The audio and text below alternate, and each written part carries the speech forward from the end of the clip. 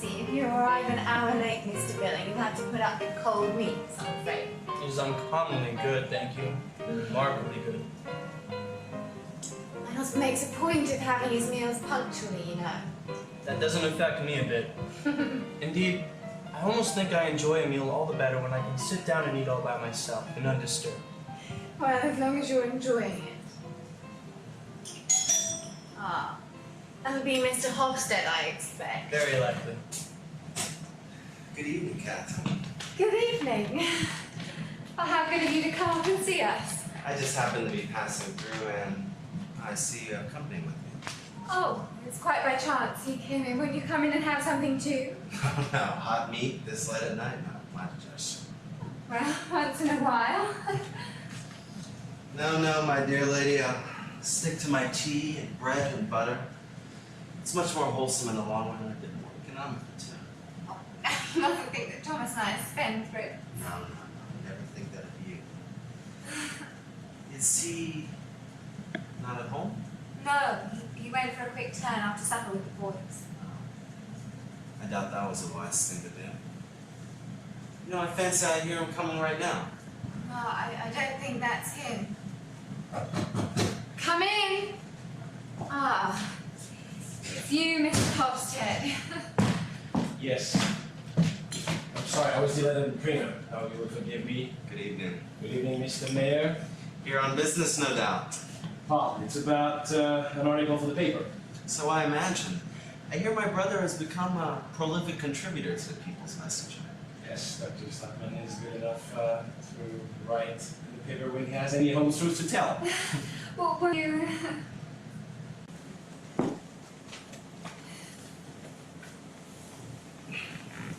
Quite so, quite so. I don't blame him in the least as a writer for addressing himself to the quarters where he'll find the readiest sympathies. And besides that, I personally bear no ill will towards your paper, Mr. Hofstede. I quite agree with you. Taking one thing with another, there is an excellent spirit of cooperation in this town, an admirable municipal spirit, and it all springs from the fact that we have a great common interest to unite us. The baths, yes? Yes, exactly. Our fine, new, handsome baths. Mark my words, Mr. Hofstede, they will become the center of our municipal life, not a doubt of it. That's just what Thomas says. Think of how much the place has developed in the last year or two. Money's been flowing in, there's some life, finally some business doing in the town. Yeah. Houses and landed properties are rising in value every single day. And unemployment is diminishing.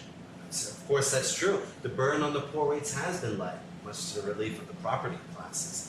But the only way we can keep that relief going is if we have a really good summer. So what does that mean? It means we're going to need plenty of visitors and also plenty of invalids to keep the baths being talked about. There's a good prospect of that, I hear. Well, all the news that we've been receiving is very encouraging. Inquiries about apartments and things like that are reaching us every single day. Well, the doctor's article will come in very suitably. I wasn't aware that the doctor was writing an article. No, it's something he wrote in the winter, an account of the excellent sanitary conditions in the bath. But I held the article over temporarily. I suppose there was some difficulty with it, or? No, not at all. I thought it better to wait until spring, because it is just now that people begin to think seriously about their summer quarters. Quite right, Mr. Hofstede. You were perfectly right. Yeah. Excellent. Thomas is really indefatigable when it's a question of the bath. He is the medical officer of the baths. Quite right. And what is more, they owe their existence to him. To him. Indeed. Wow. I have heard from time to time that there are some people who hold that opinion. You know, I'd also like to say that I took some modest part in the creation of that enterprise. Yes, that is just what Thomas is always saying. What denies it, Mr. Stockman? We all know that you made a practical conscience of it and set the thing going. It just meant that the idea came first from the doctor. Ideas, yes. The doctor's had quite a few of those in his time, unfortunately. But when you need a man that can take an idea and put it into a practical shape, well, Mr. Hofstede, then you need a different kind of man, don't you? My dear Peter, How can you think that? Well, won't you go in and have something? You too, Mr. Hofstad. Yeah, thank you. Just a morsel. It's a curious thing on these farmers' sons that you see the lose their want of tact. Well, surely it's not worth bothering with. Cannot you and Thomas share the credit as brothers? You'd think so. Apparently some people aren't satisfied to share. What nonsense. You and Thomas have always got along capitally together. There he is at last, I think. Come on in, boys. They're ravenous to cover you again. Well, don't you see? Oh, is it you, Peter? Now, that is very delightful. Fortunately, I must be going soon. Rubbish, there's some brandy just come in. Catherine, you haven't forgotten brandy, have you? No, of course not. It's just boiling. I don't drink in the evening, Thomas, you know that. This isn't an evening's drinking. It seems to me that it's extraordinary how much food they can put away so fast. What have you been feeding them, Thomas? Yes, isn't it splendid to see young people eat? They've always got an appetite, you know? That's as it should be. Lots of food to build up their strength. They're the people who are going to stir up the fermenting forces of the future, Peter. What may they find here that they can stir up, as you put it? You must ask the young people that when the time comes. We shan't be able to see it, of course. That stands to reason, two old fogies like us. What an extremely odd expression you use, Thomas. Mustn't take me too literally, Peter. I'm so heartily happy and contented, you know? It's a splendid thing to be in the middle of all this growing and germinating life. It's as if a whole new world were being created around one. Do you really think so? You can't appreciate it as keenly as I, Peter. You've lived all your life in these surroundings, and your impressions have been blunted. But I, who have been buried all my years in my little corner up north, almost without ever seeing a stranger who might bring new ideas with him. Well, in my case, it's as if it has the same effect as if I'd been transported in the middle of a crowded city. Oh, a city. I know, it's all cramped enough here, compared with many other places. But there is life here, there's promise. There are innumerable things to work for and fight for. And that is the main thing. Catherine, hasn't the postman come? No. And then to be comfortably off, Peter. That is something one learns to value when one has been on the brink of starvation. As we have. But surely. Indeed, I can assure you that we've been very hard put to it up there. And now to be able to live like the Lord. Today, for instance, we had roast beef for dinner. And what is more, for supper too. Come, let me show you. None. Well, just come here then. No, not a chance, Thomas. Do you see we've got a table cover? Yes, I noticed. Do you see? And we've got a lampshade too. Do you see? All out of Catherine's savings. Just stand here for a moment. No, not there. Just here. Look now. When you get the light on it all together, I think it looks really nice, doesn't it? Well, I'm sure if you can afford luxuries of this kind. Well, Catherine tells me I earn almost as much as we spend. Almost. Yes, almost. Well, a scientific man must live in a little bit of style. I'm quite sure an ordinary civil servant earns more in a year than I do. I dare say an ordinary civil servant in a well-paid position. Well, I'm quite sure an ordinary merchant spends 2 or 3 times as much as... Just depends on the circumstances. Well, at all events, I assure you that I don't waste money unprofitably. But I can't deny myself the pleasure of entertaining my friends. I need that sort of thing, you know. I've lived so long, shut out of it all, that it is a necessity of life to me to mix with young, eager, ambitious men of liberal and active minds. That explains every one of those fellows that are enjoying their supper in there. I wish you knew more of Hofstad. By the way, Hofstad mentioned something about an article you were writing for his paper. An article of mine. Yes, it was an article you wrote about the Babs. He said you wrote it last winter. Oh, that one. Well, I don't intend that to appear just for the present. Why? It seems like now would be the most opportune moment. Well, under normal conditions, maybe. Is there something abnormal about the present conditions? To tell you the truth, Peter, there may be much that is abnormal about the present conditions, and it is quite possible that there may be nothing abnormal about them at all. It is quite possible that it may merely be my imagination. It all sounds most mysterious. Is there something going on that I need to be kept in ignorance of, Thomas? I would have imagined, as a chairman of the governing body of the Babs Committee. I should have imagined that I, Oh, come, Peter. Don't let us fly out at one another.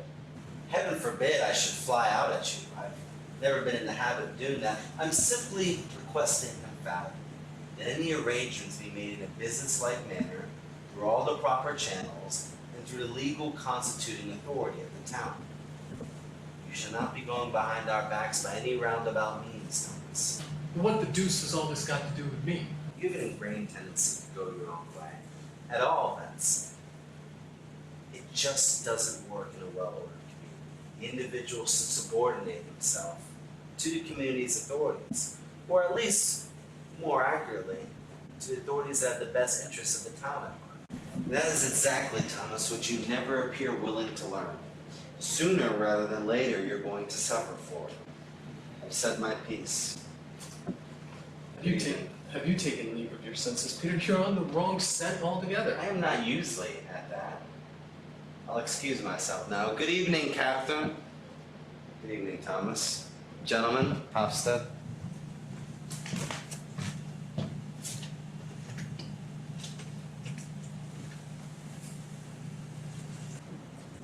Has he gone? Yes, and it's such a bad temper, too. Well, what have you been doing to him again, Thomas? Nothing at all. Anyhow, you can't oblige me to make my report before the proper time. What have you got to make a report to him about? Leave that to me, Catherine. It's an extraordinary thing that the postman doesn't come. One feels a new man after a meal like that. The mayor was in a very sweet temper today, right? It's his stomach. He has a wretched digestion. Yeah, I don't think it was us the people's messenger that he couldn't digest. You seem to come out of it pretty well with him.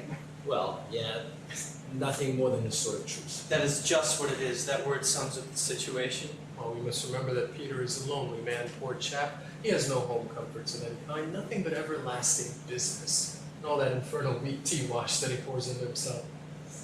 Where are we going to have that time? Yes, I'm just getting it. Now, this one is rum, and this one's brandy, so everyone must help themselves. Well, and let us have the cigars. Morton, you know where my box is, and Edgeleth, you can get my pipe. I have a suspicion that Morton's pockets a cigar now and then, but I take no notice of it. Good. Now, my friends, I stick to my pipe, you know. That one has seen plenty of bad weather with me up north.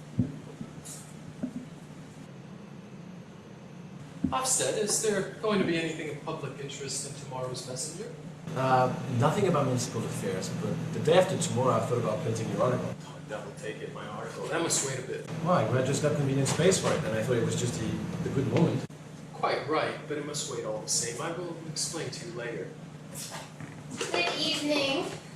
Hi. And you've all been sitting here enjoying yourselves while I've been out slaving. Well, come and enjoy yourself too. May I mix a glass for you? No, thank you. I'll do it myself. You always mix it too strong. Oh, but Father, I forgot I have a letter for you. A letter? From whom? The postman gave it to me just as I was going out. I really had not time to run up again. There Well, it let's is. see, child. Is this the letter that you've been expecting so anxiously, Thomas? That's all right. Yes, it is.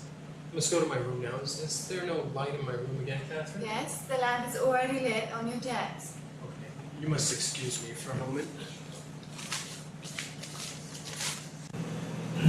What do you suppose it is, Mother? I don't know. For the last day or two, he's always been asking if the placement is not good. Probably some country patient. Poor old Dad. He will overwork himself soon. Have you been teaching the evening school again today? 2 hours. And 4 hours of school in the morning? 5 hours. And you still have exercises to correct, let's see. A whole heap, yes. That is okay. 'Cause I'm so delightfully tired after. Do you like that? Yes, because then one sleeps so well.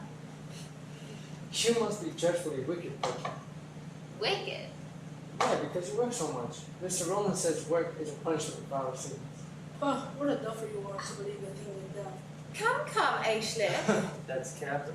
Don't you really work as hard as that, Morton? No, indeed I don't. Everyone would want to be there. I like best to be a Viking. You would have to be a pagan then. I agree with you, Martin. My sentiments exactly. I'm sure that's not true, Mr. Billy. Yes, it is, I swear. I'm a pagan, I'm proud of it. Believe me, before long we shall all be pagans. Then we shall all like to do whatever we will. Now, you boys go up to your room. I'm sure you've got lessons to learn tomorrow. I should like so much to stay a little longer. No, and no. Go away, both of you.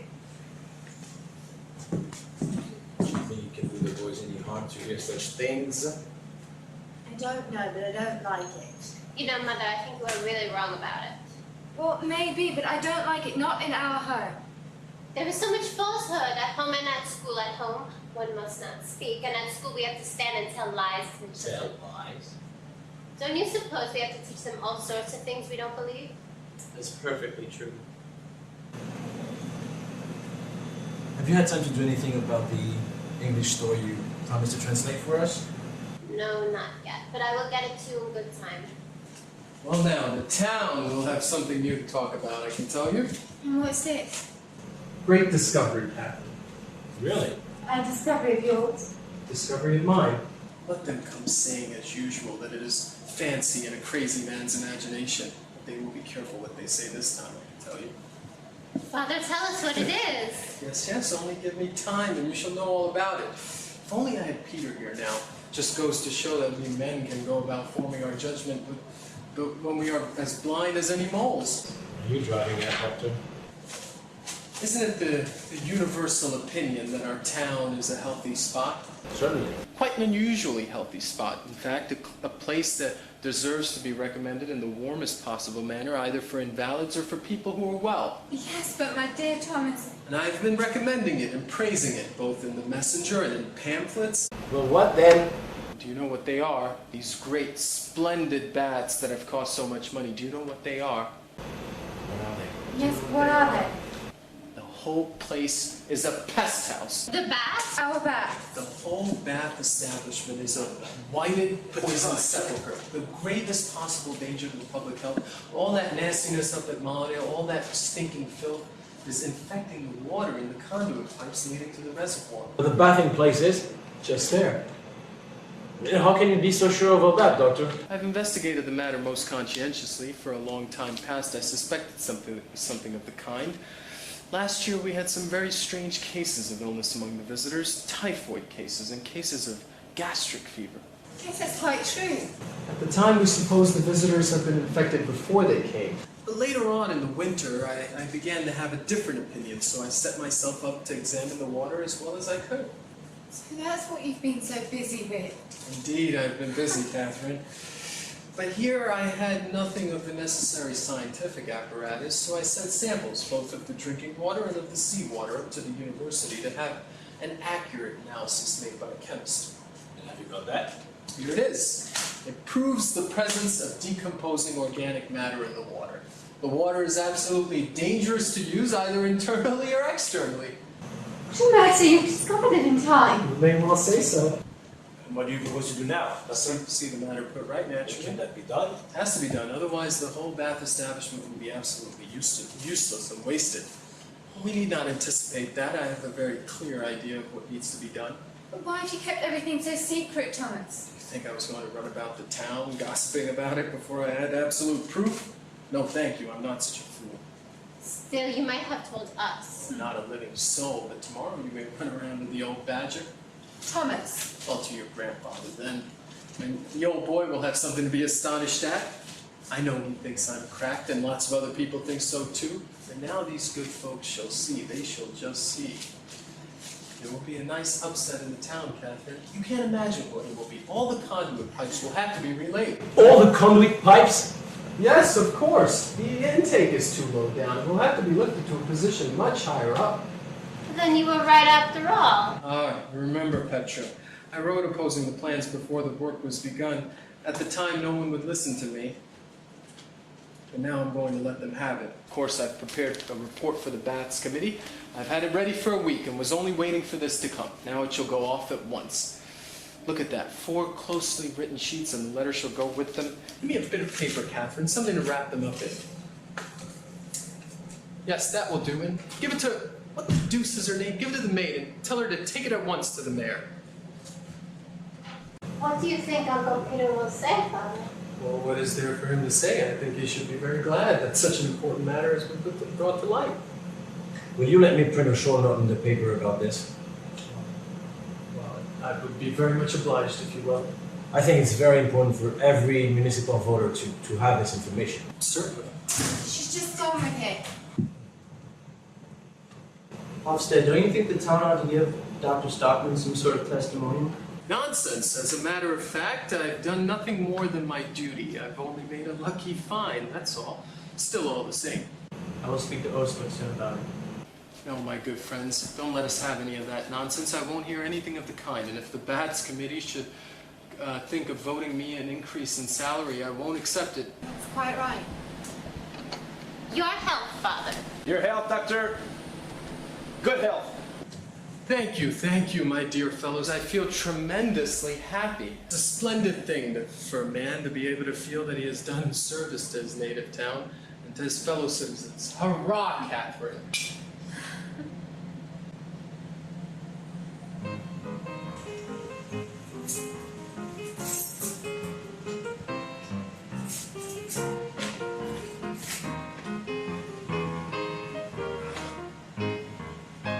Are you in, Thomas? I've just come in. What is it? A letter from your brother. Oh, let us see. I return herewith the manuscript you sent me. So what does he say? Oh, he only writes that he'll come here himself about midday. Try and remember to be at home this time. Oh, that would be all right. I've got through all my morning visits. I'm very curious to know how he takes it. Well, you see, he won't like its having been I and not he that made the discovery. Oh, aren't you a little nervous about that? Well, he really will be pleased enough, you know, but at the same time, Peter is so confoundedly afraid of anyone doing any service to the town except himself. I tell you what, why don't you be good-natured and share the credit with him? You could say that it was he who set you on the scent of the discovery. I'm quite willing, but if only I could get the big set right. Is it true? Is it you, Father? What is true? This tale about the water supply, is it true? Of course it is true, but how did you come to hear of it? Petra ran in on her way to the school. Oh, did she? Yes, and she declares it. First I thought she was making a fool of me, but it isn't like Petra to do this. Of course not. How could you imagine such a thing? Well, it's better never to trust anybody. You might find you've been made a fool of before you know where you are. But, all the same, is it true? Of course it is true, but won't you sit down? Isn't it a real bit of luck for the town A bit of luck for the town? that I made the discovery in good time? Ah, yes. Yet you don't seem the kind of man to pull your own brother's leg like this. Pull his leg. Really, Father did. That's it. What was the story? Ah, yes. Some sort of beast got into the water pipe, right? Infusoria, yes. Yes. And a lot of these beasts got in. According to Petra, a tremendous lot. Hundreds of thousands of them, probably. And no one can see them. Yes, you can't see them. Yeah! Well, if it isn't the finest story I've ever heard. What do you mean? You're not gonna get the mayor to believe this, though. We shall see. You think he'll be fool enough? I hope the whole town will be fools enough. The whole town. That isn't bad. Serves them just right and teach them a lesson. You know, they think themselves so much cleverer than we old fellows. They hounded me out to council.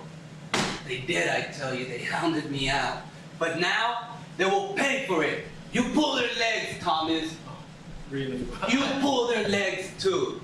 And if you get for the mayor and his friends to swallow the same fate, well, I'll donate 10 pounds like a shot to a charity. That is very kind of you. Well, you know, I don't have much money to throw around.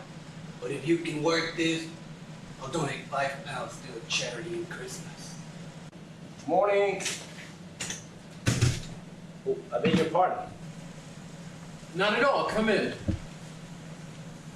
Is he in this too?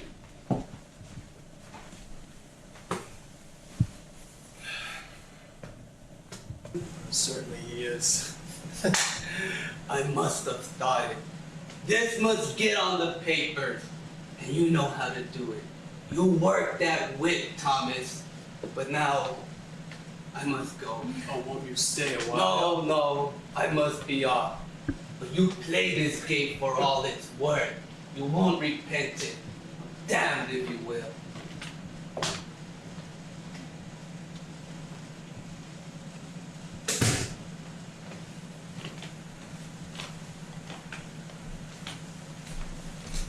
Just imagine the old chap doesn't believe a word about all this about the water supply. Well, that was it then?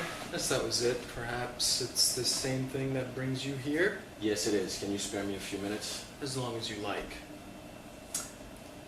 I've given the matter a great deal of thought since last night. Well? From your point of view, as a man of science and a doctor, you do not realize that this affair of the bath, the pollution of the water, implies a great many other things. How do you mean? You said yesterday that the pollution of the water was due to impurities in the soil. Yes, unquestionably it is due to that poisonous morass up at Malodale. I beg your pardon, Doctor, but I fancy it is due to quite another morass altogether. What morass? The morass that our town, the life in our town is built on and rotting in. What deuce are you driving at, Hofstad? The whole of the town's interests have, little by little, got into the hands of a pack of officials. Oh, come, they are not all officials. No, but those are not official, or at any rate the officials' friends and adherents. It is the wealthy folk, the old families, that have got us entirely in their hands. Yes, but after all, they are men of ability and knowledge. Oh, did they show any ability or knowledge when they laid the conduit pipes where they are now? No, but that was a great piece of stupidity on their part. But that is going to be set right now. Do you think it's going to be all such plain sailing? Plain sailing or no, it's got to be done. Yes, provided the press takes the matter up. I don't think that would be necessary, my dear fellow. I'm certain my brother will... Doctor, I beg your pardon. I feel bound to tell you I want to take the matter up. In the paper? Yeah. Well, you told me what... Well, you yourself had told me what the result had been. You nearly... When I arrived paper. at People's Messenger, my idea was to break up with this ring of self-opinionated old fossils. But a journalist of my democratic tendencies cannot let such an opportunity as this slip. The bubble of official infallibility must be pricked. This superstition must be destroyed, like any other. I'm wholeheartedly with you in that, Mr. Hofstad. If it is a superstition, away with it. I should be very reluctant to bring the mayor into it, because he's your brother. But I'm sure you will agree with me that truth should be the first consideration. That goes without saying, but... Look, you must not misjudge me. I am neither more self-interested nor more ambitious than most men. My dear fellow, who suggests anything of the kind? I am of humble origin, as you know. And that gave me the opportunity of knowing what is the most crying need in the humbler ranks of life. It is that they should be allowed some direction in public affairs. That is what will develop their faculties and intelligence and self-confidence. Quite appreciate that. In my opinion, a journalist incurs a heavy responsibility if he neglects a favorable opinion of emancipating the masses, the humble and oppressed. I know that in higher circles, they will call me an agitator and all that sort of things. But if only my conscience doesn't reproach me, then... Quite right. Quite right. But all the same, that will take it.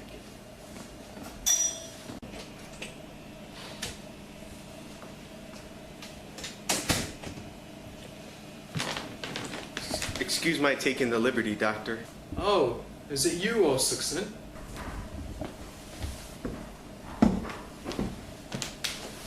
Yes, Doctor.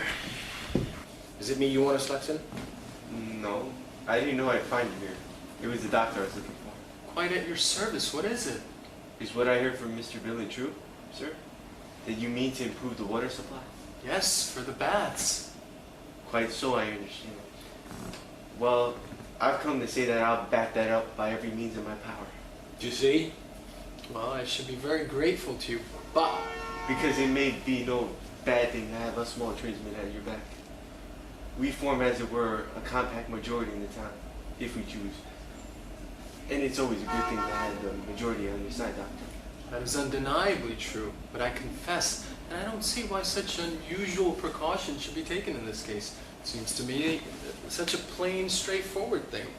Oh, it may be very desirable all the same. I know our officials so well. Officials are not generally very ready to act on proposals that come from other people. That's why I think it would not at all be amiss if we made a little demonstration. That's right. Demonstration, did you say? What on earth are you going to make a demonstration about? We should proceed with the greatest moderation. Moderation is always my aim. It's the greatest virtue in a citizen. At least I think so. It's well known to be a characteristic of yours, Mr. Osixon.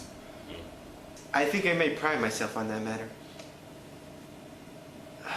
This matter of the water supply is of the greatest importance to us small tradesmen. The vast promise to be a small gold mine for us. We all shall make our living out of them, especially those of us that are householders. That is why we will back up this project as strongly as possible.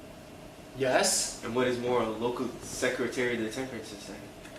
You know, sir, I suppose that I am a worker in the Temperance Cause. Of course, of course.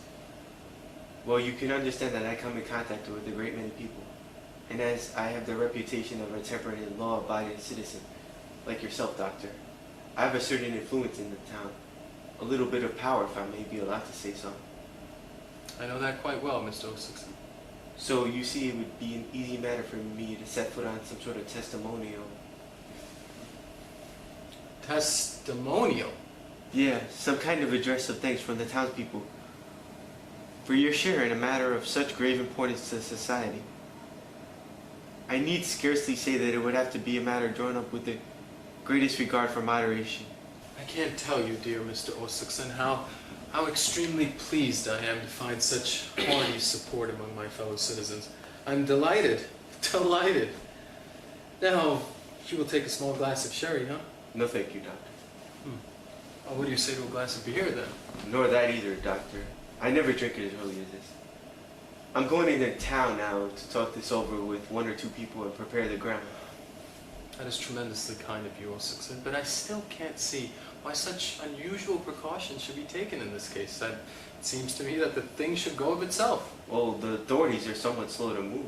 Far be it from me to blame them. Yeah, we're going to steer them up in the paper tomorrow, as like said. But not violently, I trust, Mr. Hosted.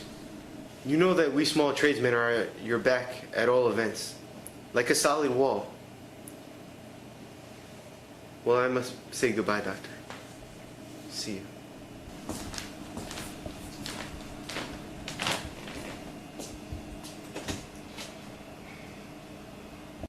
Well, what do you think of that, Doctor?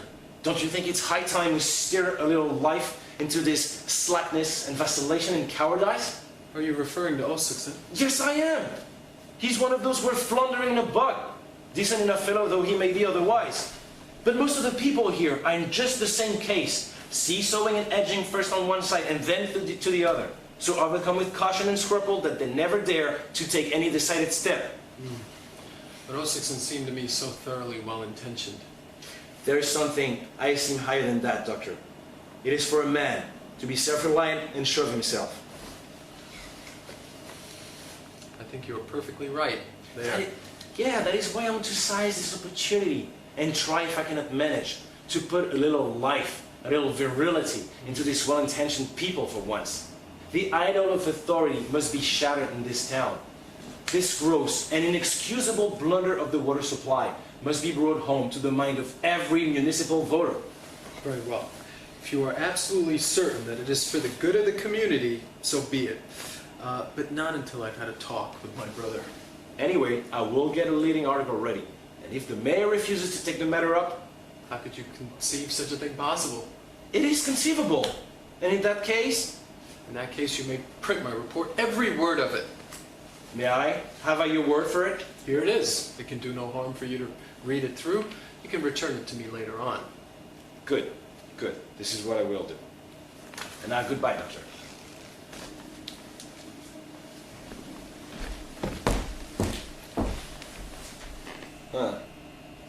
We shall see. You will see everything will run quite smoothly, Mr. Hofstede. Quite smoothly.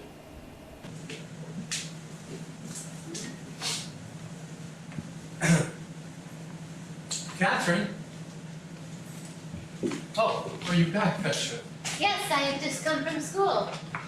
Why have you not been here yet? Peter? No, but I've had a long talk with Hofstede. He's quite excited about my discovery. I find that it has much wider bearing than I had first imagined. And he's put this paper at my disposal if necessity should arise. And do you think it will? Not for a moment, but at all events it makes me feel proud to know that I've got the liberal-minded independent press on my side. And just imagine, Catherine, I've had a visit from the chairman of the Householders Association. And what did he want? To offer me his support too. That will support me in a body if it should be necessary. Catherine, do you know what I've got behind me? What? The compact majority. Is that a good thing to have behind you? I should think it was a good thing. By Jove, it's a fine thing to feel this bond of brotherhood between oneself and one's fellow citizens. And to be able to do so much that is good and useful, Father. For one's own native town in the bargain, my child. There's a ring at the bell. Must be he then. Good morning, Thomas. Glad to see you, Peter. Good morning, Peter. How are you? So, thank you. I received a report yesterday, after office hours, about the condition of the waters at the baths. Well, have you read it? Yes, I have. What do you have to say to it? I wonder, Thomas, was it absolutely necessary for you to do all of these investigations behind my back? Yes, because until I was absolutely certain... Then you were saying that you were absolutely certain of what you say in this report. Surely convinced of that. And is it your intention to release this report to the committee as some kind of official communication? Certainly, something must be done in the matter, and that quickly. As usual in your report, you use violent language. You say, among other things, that we offer visitors of the baths, how did you put it so eloquently, a permanent supply of poison. Well, can you describe it in any other way, Peter? Just think, water that is poisonous, whether you drink it or bathe in it, and this we offer to the poor sick folk who pay us at an exorbitant rate to be made well again? Your conclusions lead you to the fact that we need to create a brand new sewer system to divert the alleged impurities from Moldau, and then also create a relay water conduit system, I think. Do you see any other way out of it? I don't. I made the pretext of visiting the town engineer this morning. I broached with him the subject of your proposal to fix the water system. As maybe something the committee will look into sometime later on. Sometime later on? He smiled at what he considered to be my extravagance. Have you even taken the time, Thomas, to even consider how much this will cost? The information that I've obtained says that this is going to cost somewhere between 15 and 20,000 pounds. Would it cost so much? Yes, and the worst part about it is we'll have to shut down the baths for 2 whole years to get the work done. 2 years? Yes. 2 whole years? Yes, at least. And what are we to do with the baths in the meantime? Of course, we'll be obliged to close them. And do you really think anybody's going to go to the baths once they find out that the water's dangerous? That is what it is. And all this at this juncture, just as the baths are beginning to become popular. As you know, Thomas, there are many neighboring towns that also have bathing capabilities. And don't you think that they will just jump at the chance to steal these customers that we've been trying so many years to get? Of course, once that happens, we'll be obliged to abandon the project altogether. Then, all you have to show for yourself is your native town ruined. I should have ruined... It is simply and solely through the baths that this town has any future worth mentioning. You know that as well as I do, Thomas. Well, what do you think ought to be done then? Well, I am not entirely convinced that the situation at the baths is as bad as you say it is. I tell you, it is even worse, or at all events, it will be in the summer when the warm weather comes. I believe you have grossly exaggerated the situation. As a capable physician, you ought to know what measures to take. You ought to know how to prevent any injurious problems. You You also ought to know how to prevent or remedy any obvious persistent problems. Well, what more? The water supply of the baths is now an established fact and should be treated as so. Perhaps the baths committee will be inclined to tackle this question somewhere down the road, of course with a reasonable expenditure. Do you suppose that I should have anything to do with such a piece of trickery as that? Trickery? Yes, it would be a trick, a fraud, a lie, a downright crime towards the public, towards the whole community. As I've said before, I am not entirely convinced that there is any kind of imminent danger involved. You have. It is impossible that you should not be convinced. And you know it very well, Peter, only you won't acknowledge it. It was owing to your action that both the baths and the water conduits were built where they were, and that is what you won't acknowledge. That damnable blunder of yours. Pooh! Do you suppose I don't see through you? And even if that were true, if I were to somewhat anxiously guard my reputation, it's only for the best interest of the town. Without any moral authority, I would be powerless to help the town out. That's why it is so utterly important that you not deliver your report to the baths committee. And do you consider that I do that? It must and shall be prevented. It's no use, I tell you. There are too many people that know about it. Too many people? Surely you're not talking about your friends at the People's Messenger. Yes, they know. The liberal-minded independent press is going to see that you do your duty. Thomas, you are an extraordinarily independent person. Have you given absolutely no thought to what the consequences this may have for you? Consequences? For me? For you and yours. What the deuce do you mean? I feel like I've always behaved in a brotherly manner. Whenever you need any help, I was always obliged. Is that not true? Yes, you have, and I'm very grateful to you for it. There's no need. For some small part of it, I felt like if I helped your financial position, it might allow me to keep some kind of check on you. Then it was only for your own sake. To some very small extent. It's very embarrassing to be in an official position and have your nearest relative constantly try and compromise you time after time. Do you think that I do that? Yes, unfortunately you do, without even being aware of it. The worst part is your propensity to write any kind of article that comes to mind, despite its possibility or impossibility. The minute you have an idea, you seem compelled to write some article or distribute another one of your pamphlets. Well, isn't it the duty of a citizen to let the public share in any new ideas he may have? The public doesn't require any new ideas. The public is best served by the old established ideas it's always had. And that is your honest opinion. Yes, and for once I must talk frankly with you. Up to this point I've resisted doing so because you're such an irritable man, but now I must tell you the truth. You seem to always having a problem with the authorities or even the government. You complain that you're being persecuted and neglected. But what else is there to expect from such a cantankerous man as yourself?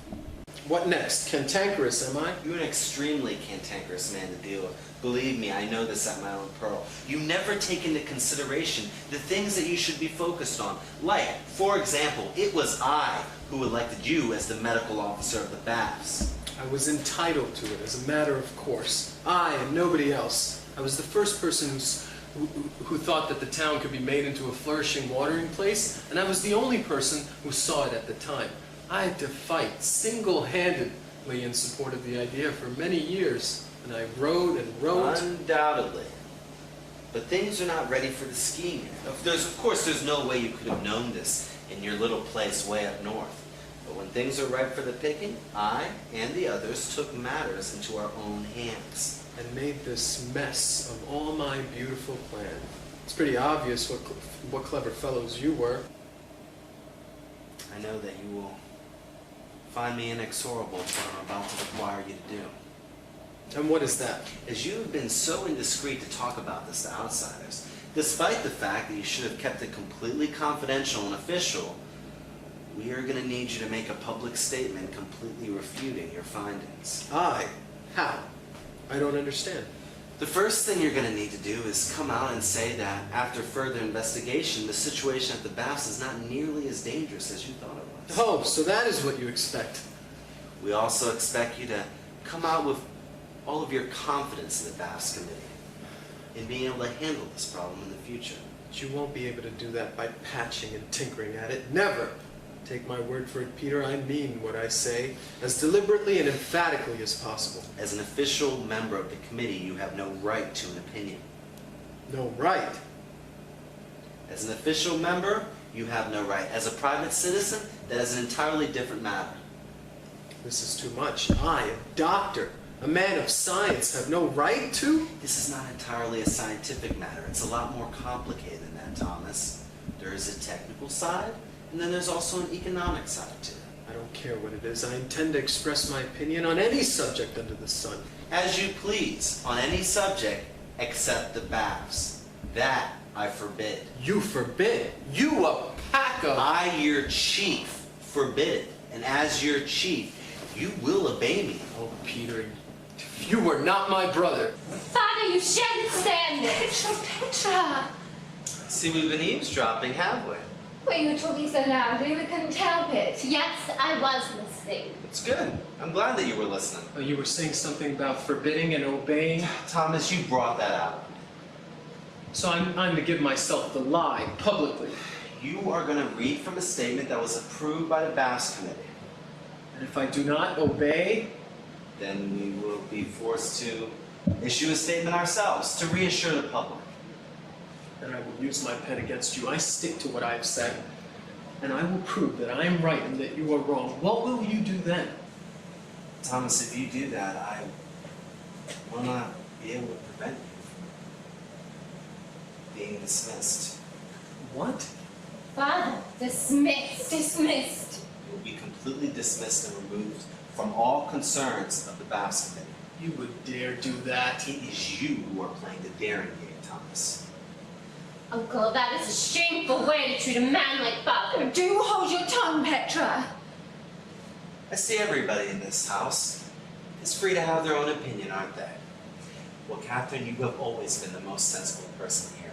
I beg of you to use all influence that you can on Thomas to show him what the consequences will be for himself and his family. My family is my concern and nobody else's. Catherine, his family and everything at the town is at stake here. It is I who have the good of the town at heart. I want to lay bare the defects that sooner or later must come to the light of day. I will show you who loves his native town. It is your blind obstinacy that is trying to cut off the main source of wealth for this town, Thomas. The water is poison, man. We are retailing filth and corruption. The whole of our municipal life derives its sustenance from a lie. As you may have imagined, or even worse. What kind of person would make such offensive insinuations about his town? He could only be an enemy of the community. You would dare to? Thomas! Don't lose your temper. You know what? I will not expose myself to this kind of violence. You know what you are obliged to do. Good evening, Thomas.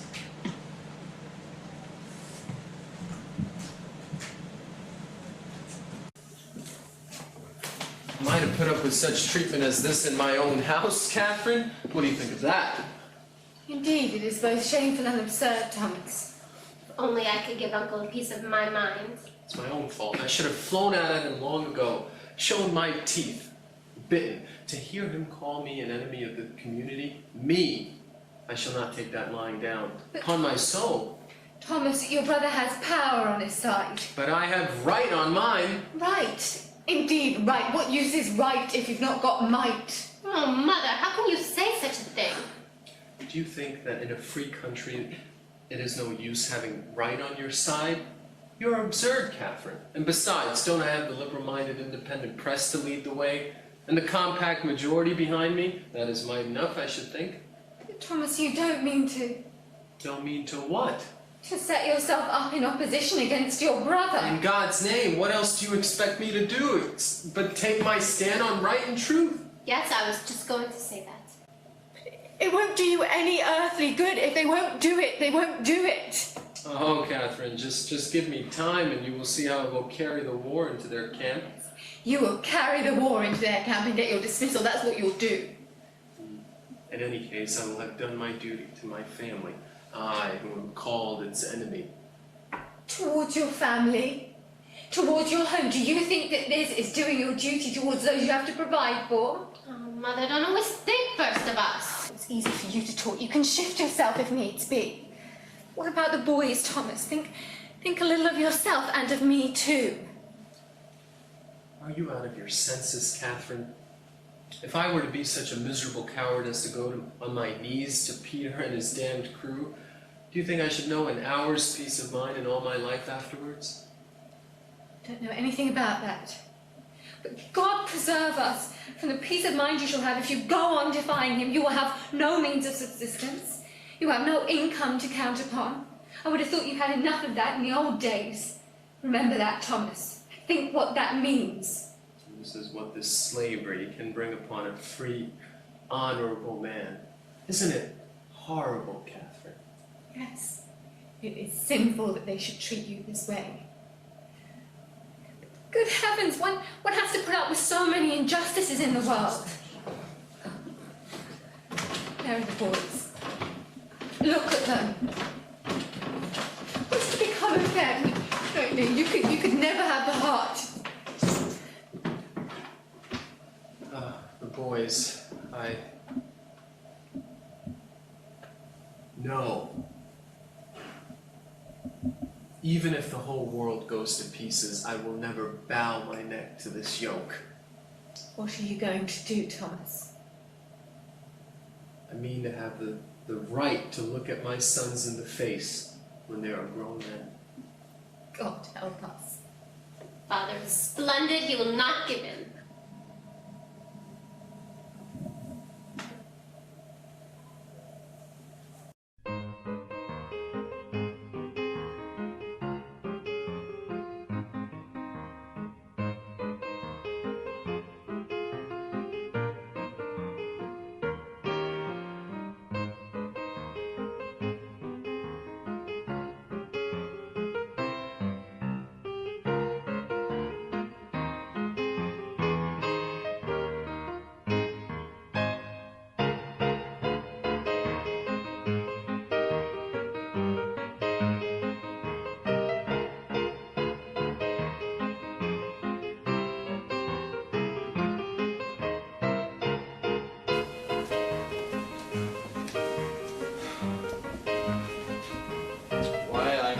Say.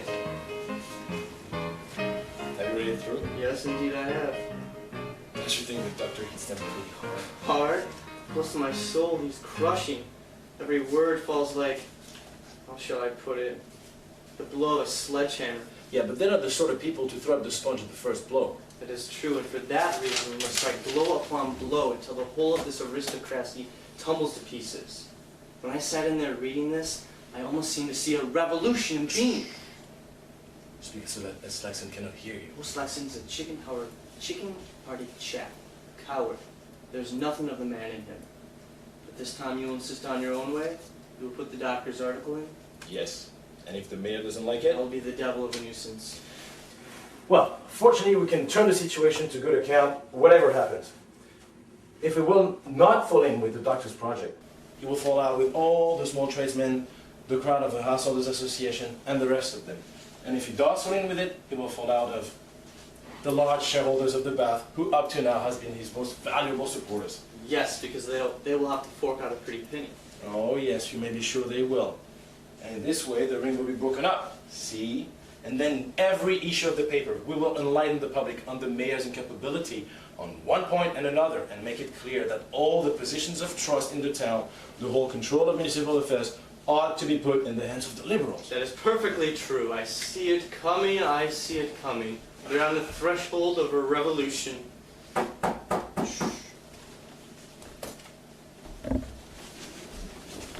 Come in.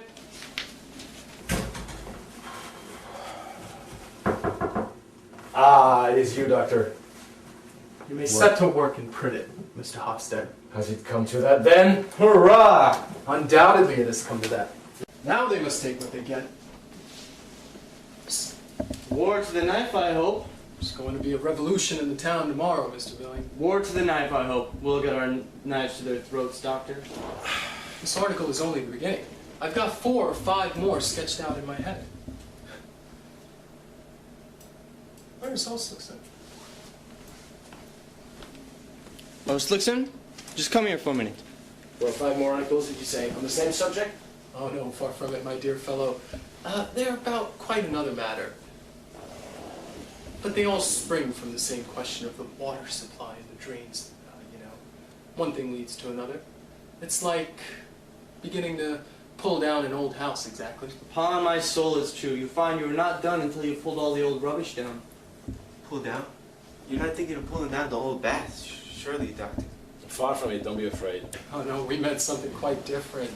But what did you think of my article, Mr. Hofstede? I think it is simply a masterpiece. Do you really think so?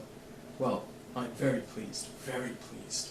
It is so clear and intelligible. One need have no special knowledge to understand the bearing of it. You will have every enlightened man on your side. And every prudent man, too, I hope. The prudent and the imprudent. Almost the whole town. In that case, we may venture to print it. I should think so. We'll put it in tomorrow morning. Of course, you must not lose a single day. What I wanted to ask you, Mr. Osixon, was if you would supervise the printing of it yourself. With pleasure. Take care of it as if it were a treasure, huh? No misprints. Every word is important. I will look at it again a little later. Perhaps you will be able to let me see a proof? I can't tell you how eager I am to see it in print. See it burst upon the public. Burst upon them, yes, like a flash of lightning. And to have it submitted to the judgment of my intelligent fellow townsmen. You can't imagine what I've gone through today. I've been threatened with one thing and then with another. They have tried to rob me of my most elementary rights as a man. What? Your rights as a man? They have tried to degrade me, to make a coward of me, to force me to put my personal interests before my most sacred convictions. That is too much. I'm damned if it isn't. You mustn't be surprised at anything from that quarter. Well, they will get the worst of it with me. They can assure themselves of that. I shall consider the people's messenger as my sheet anchor now. I will bombard them with one article and then with another, like bombshells. Yes, but rah, it is war, it is war. I shall smite them to the ground. I shall crush them. I shall break down all their defenses before the eyes of the honest public. That is what I shall do. Yes, but in moderation, Doctor. Proceed with moderation. Not a bit of it. Not a bit of it. Don't spare the dynamite. Because it is not merely a question of water supply and drains, you know. It is the whole of our social life that we've got to purify and disinfect. Spoken like a deliverer. All the incapables must be turned out, you understand? And that in every walk of life. Endless vistas have opened themselves to my mind's eye today. I can't see them all quite clearly yet, but I shall in time. Young and vigorous standard bearers, those are what we need and must seek, my friends. New men at command at all our outposts. Hear, hear. We only need to stand by one another and it will all be perfectly easy. The revolution could be launched like a ship that runs smoothly off the stocks. Don't you think so? For my part, I think we now have a prospect of getting the municipal authority into the hands where it should lie. And only if we proceed with moderation. I cannot imagine there will be any risk. Well, the devil cares if there's any risk or not. What I'm doing for the sake of truth and for my own conscience. You're a man who deserves to be supported, Doctor. Yeah, the Doctor's a true friend to the town. A real friend to the community. That he is. Take my word for it, Oslickson. Dr. Stockman is a friend of the people. I fancy the Householders Association will make use of that expression before long. Oh, it is very refreshing for me to hear you say that. My brother called me something quite different today. By Jove, he shall have it back, with interest. But now I must be off to see a poor devil. I will look in it again a little later, like I said. Perhaps you will be able to let me see a proof. And keep a very careful eye on the manuscript, Oslickson. And for worlds don't leave out any of my notes of exclamation. Rather put one or two more in. Capital. Capital. Goodbye. He may prove an invaluably useful man to us. Yeah, as long as he sticks to the bath. I'm sure there'll be no trouble. You are so infernally timid, Oslickson. Timid, yes, when it is a question of the local authorities, I'm timid, Mr. Billing. It is a lesson I have learned in the school of experience. But try me in higher politics, in matters that concern the government, and see if I'm timid. No, you aren't, I admit. This is simply contradicting yourself. I'm a man with a conscience, and that is the whole matter. If you attack the government, you don't do the community any harm anyway. Those fellows paid no attention to attacks. You see, they just go on as they are in spite of them. But local authorities are different. They can be turned out, and then perhaps you get an ignorant lot into office who may do irreparable harm to the householders and to everybody else. Part of the education of citizens by self-government. Don't you attach any importance to that? When a man has interests of his own to protect, he cannot think of everything, Mr. Hofstad. Then I hope I shall never have interests of my own to protect. Here, here. Mr. Sheriff Stansgard was your predecessor at that editorial desk. Ha! That turncoat. I am not a weather car and never will be. A politician should never be too certain of anything, Mr. Hofstad. And as for you, Mr. Billing, I think it is time for you to be taken in a reef or two in yourselves, seeing as you are applying for a post to the Secretary of the Bench. Are you Billing? Well, yes. But you must clearly understand I am doing it only to annoy the bigwigs. It's no business of mine. But if I'm to be accused of timidity and inconsistency in my principles, this is what I want to point out. My political past is an open book. I've never changed, except to perhaps become a little more moderate. You see, my heart is still with the people, and I don't deny that my reason has a certain bias towards the authorities, the local ones, I mean.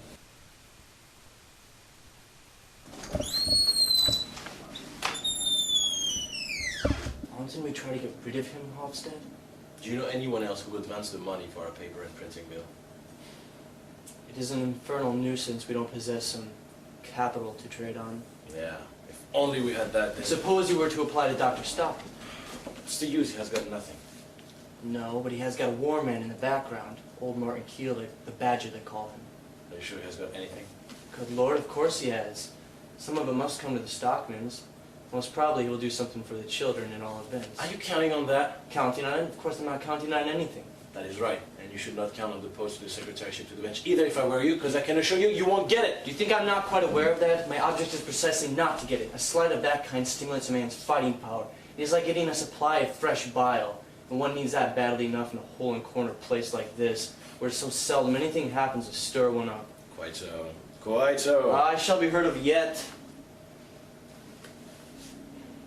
Now I will go and write my appeal to the Householders Association. That's it.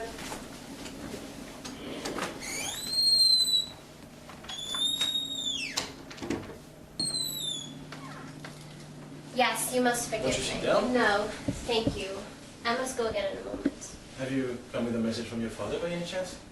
No, I have come on my own account. Here is the Latin story.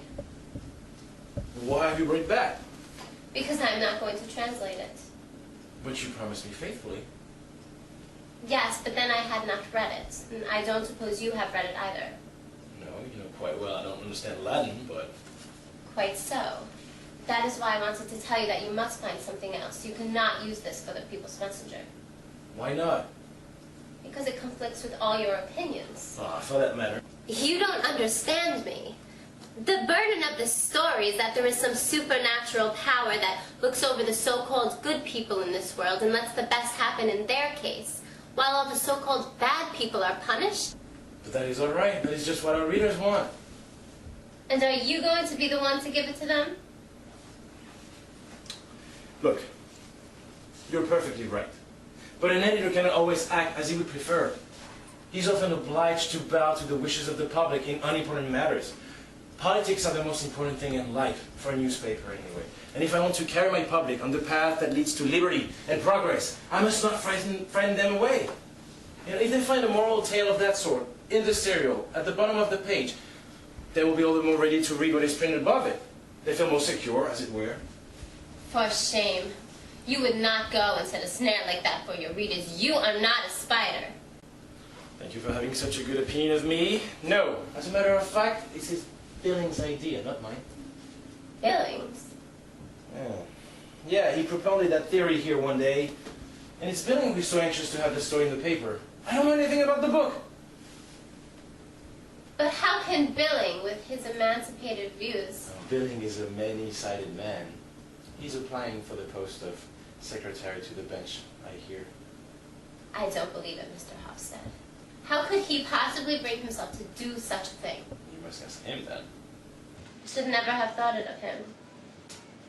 You know, does it really surprise you so much? Yes. Or perhaps not altogether. Really, I don't quite know. Yeah. We journalists are not much worth, Miss Stockman. Do you really mean that? I think so sometimes. Yes. In the ordinary affairs of everyday life, perhaps I can understand that. But now when you've taken such a weighty matter in hand... This matter of your father's, you mean? Exactly. It is now you must feel you are a man worth more than most. Yes, today I do feel something of that sort, it is true. Of course you do, don't you? It is a splendid vocation you have chosen to smooth the way for the path of unappreciated truths and new and courageous lines of thought. If it were not for you to stand fearlessly in the open, to take up the cause of an injured man, so upright and so honest. Especially when he's your father, I meant. That? Yes, Petra. Miss Petra. Is it that is first and foremost with you? Not the matter itself, not the truth, not my father's big, generous heart? No. You have proven yourself, Mr. Hofstad, and I should never trust you in anything. Can you really take it so amiss in me that it's mostly for your sake? That is not what I'm angry with you for. What I'm angry with you for is that you have not been honest with my father. Or me. You are not the man you made yourself out to be. You should not speak so bitterly, Miss Petra, least of all now. Why not now, especially? Because your father cannot do without my help. Are you that sort of man, too? No, I'm not. This came upon me so unexpectedly. You must believe that. You must believe that. I know what to believe. Goodbye. But Miss Stockman! Damnation, Hofstad. This is awkward. Well, what is it? The mayor is outside in the printing room. Mayor, did you say? What can he want? Yes, he wants to speak to you. He came in back at the back door. Didn't want to be seen. You understand? Wait a minute, I'll go myself. Just see that no one...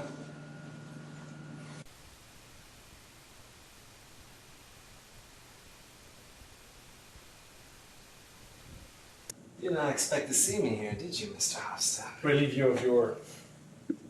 Thank you. Won't you sit down? Yes. I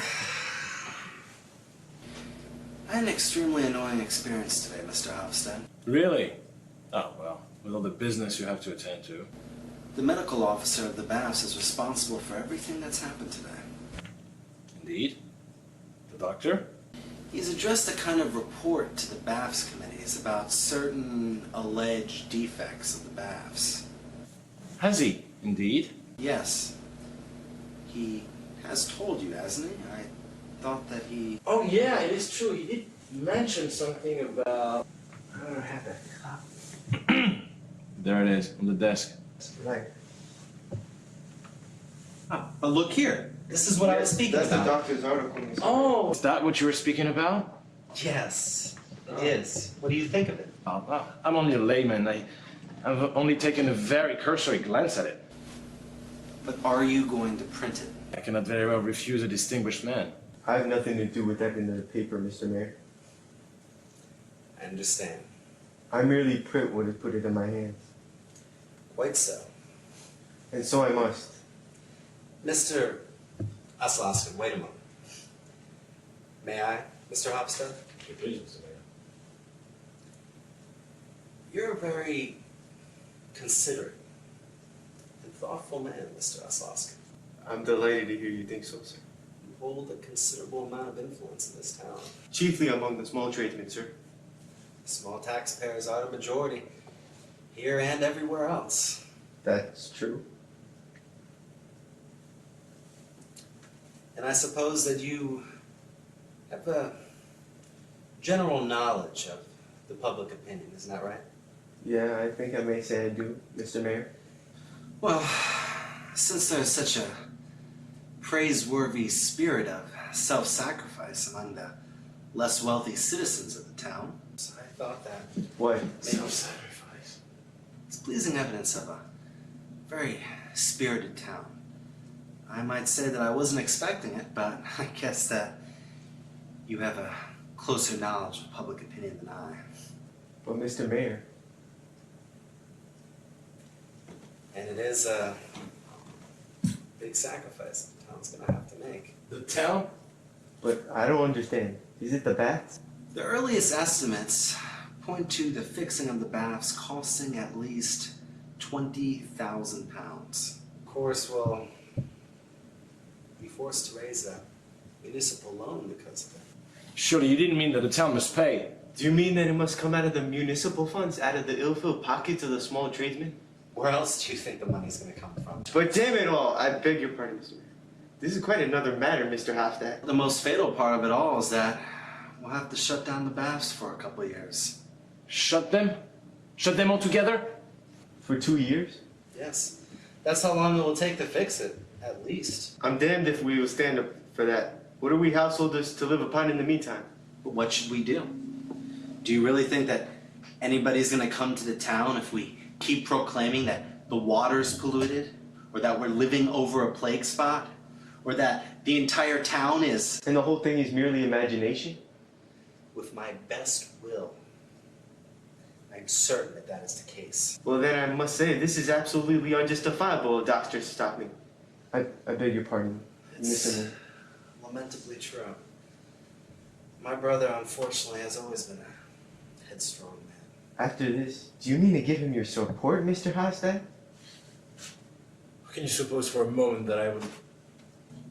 I've drawn up a short resume of the situation from a reasonable man's point of view.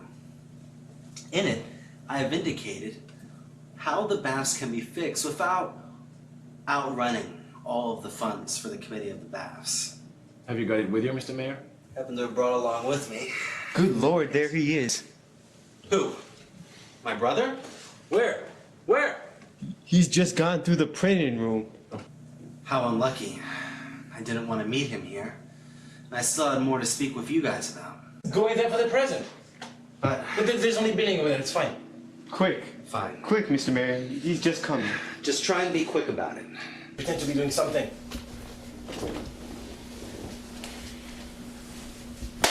Here I am again. Already, Doctor. Hurry up. We thought we were speaking about. We're very pressed for time today. No proof for me to see yet, I hear. Yeah, I'm almost afraid. No, Doctor. No, but I am impatient, as you can understand. I shall not know a moment's peace of mind until I see it in print. It will take a good while yet. Won't it, Saxon? Yeah, I'm sure it will. All right, my dear friends, I don't mind coming back. I don't mind coming back twice if necessary. A matter of such great importance. The welfare of the town at stake. Doctor. It is no time to shirk trouble. But look here, there is one more thing I want to speak to you about.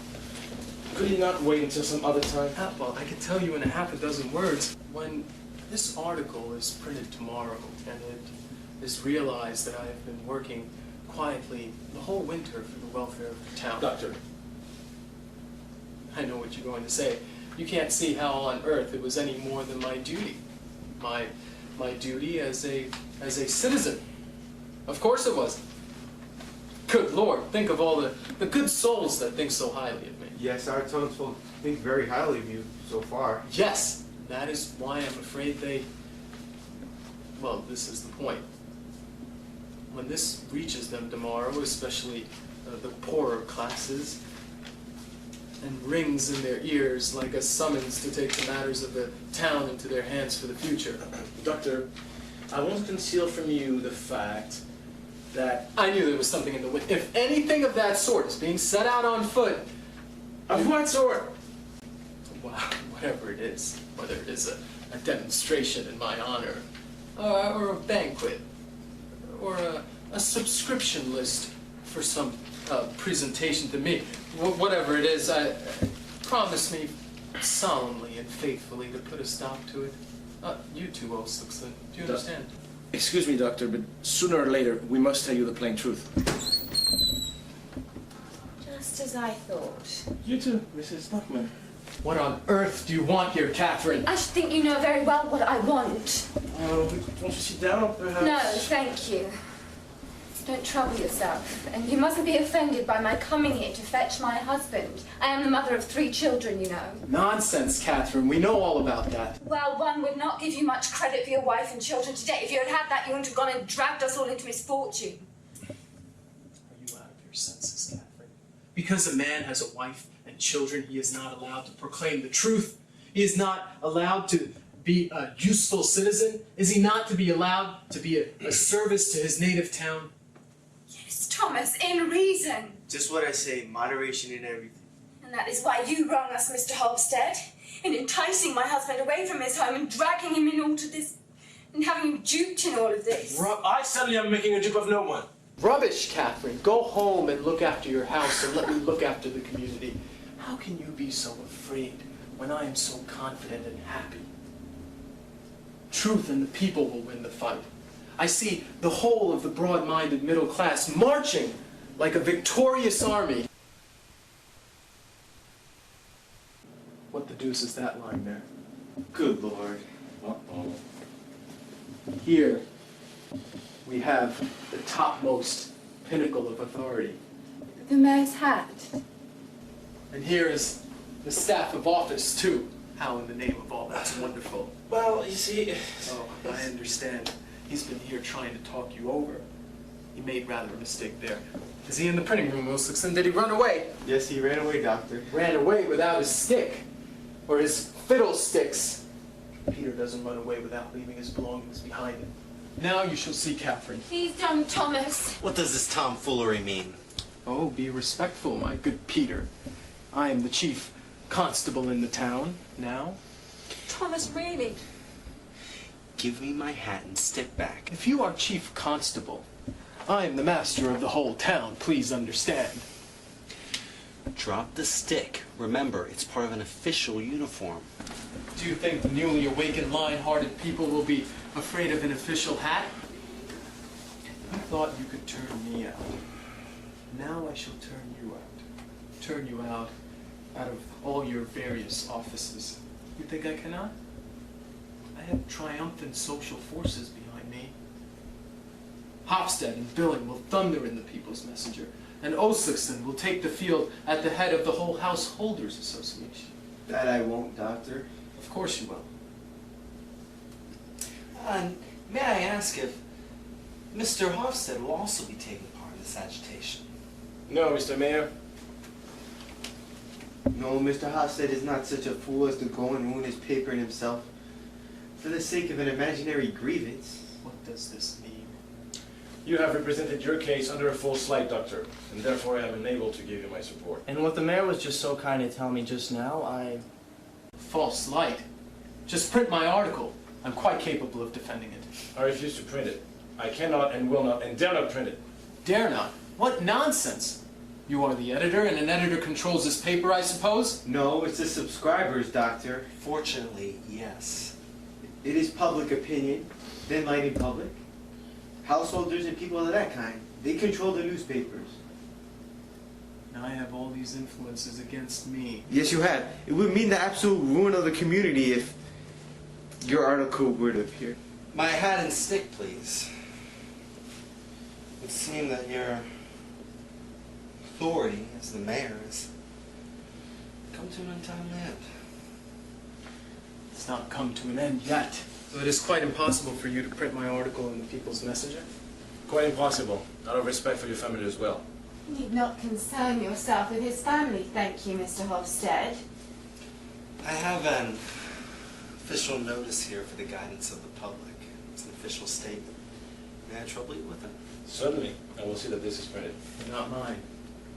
If you think it would be that easy to stifle me and silence the truth, you will not find it as easy as you suppose. Oslixon, kindly take my manuscript and print it as a pamphlet. At my expense, I will have 400, 500, no, 600 copies. If you offered me its weight in gold, I could not lend my press for any such purpose, Doctor. It would be flying in the face of public opinion. You'll not get it printed anywhere in town. Then give it back to me. I will have it printed all the same. I will read it out loud at a mass meeting of the townspeople. All my fellow citizens will hear the voice of truth. There's not a public body in this town that would allow you to use it for that purpose. Not a single one, I'm certain. No, I'm damned if you will find one. It's so shameful. Why should everyone turn against you like that? I'll tell you why, Catherine. It's because all the men in this town are old women like you. They care nothing of the community, but only their families. Well then, I will show them that no woman can be a man for once. I'm going to stand by you, Thomas. Bravely said, Catherine. It shall be made public, as I am a living soul. If I can't hire a hall, I will hire a drum and parade around the town and read it aloud at every street corner. You would not be such an arrant fool as that. Oh, yes, I am. You won't find a single man to go with you. Don't give in, Thomas. I'll tell the boys to go with you. It's a splendid idea. And Petra, and you too, Catherine. Morton will be delighted, and Aislip will do whatever he does, but I won't do that. I'll stand at the window and watch you. That's what I'll do. Now you and I are going to try a fall, my fine gentlemen. I'm going to see whether a pack of cowards can succeed in gagging a patriot who wants to purify society. Now he's driven her out of her senses too.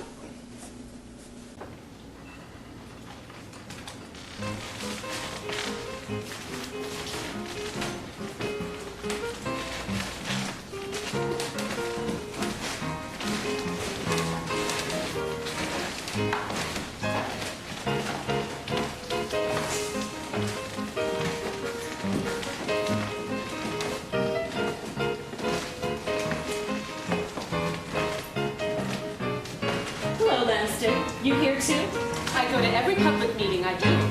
Brought your own whistle too, I expect. I should think so, haven't you? Oh, Emerson said he was going to bring his cow horn. He did. Good old Evanson. I say, what is going on here tonight? Dr. Stockman is going to deliver an address attacking the mayor. But isn't the mayor his brother?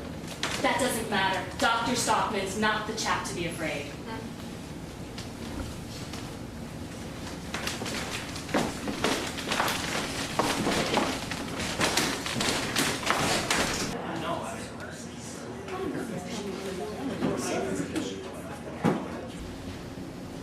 For various reasons, which you will easily understand, I should have preferred not to speak tonight. But fortunately, we have among us a man, which I think you all find okay. I refer to the president of the Householders Association, Mr. Osloskin. Yes, Citizen! Bravo, Citizen!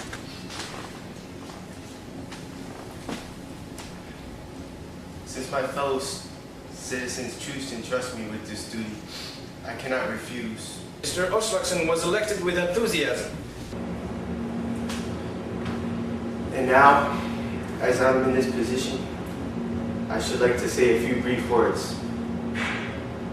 I'm a quiet and peaceable man who believes in discreet moderation and moderate discretion. All my friends can bear witness to that. I have learned in the school of life and experience that moderation is the most valuable virtue a person can possess. Hear, hear! And moreover, the discretion and moderation would enable a man to be of most service to his community. I would therefore suggest to our esteemed fellow citizen who has called this meeting that he should strive to be strictly within the bounds of moderation. 3 cheers! Moderation Society! Does anyone wish to make any remarks? Mr. Chairman. The mayor will address the meeting.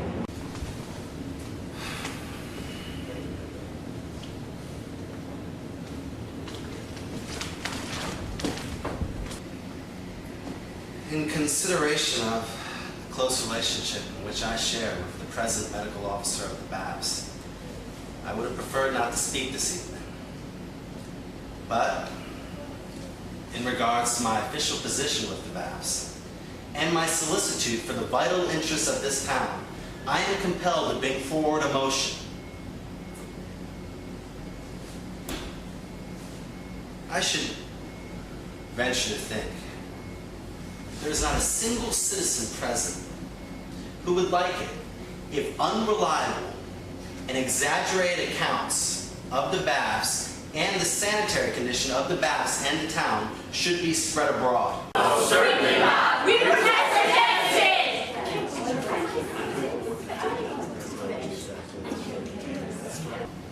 Therefore, I should like to motion that the medical officer be not allowed to speak of his report or comment on it.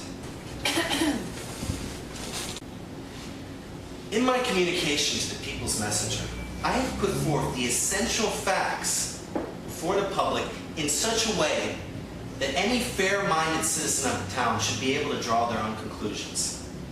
From that report, you will see that besides constituting a censure for the leading men of the town, this report puts a huge expenditure on the shareholders of the town worth some thousands of pounds.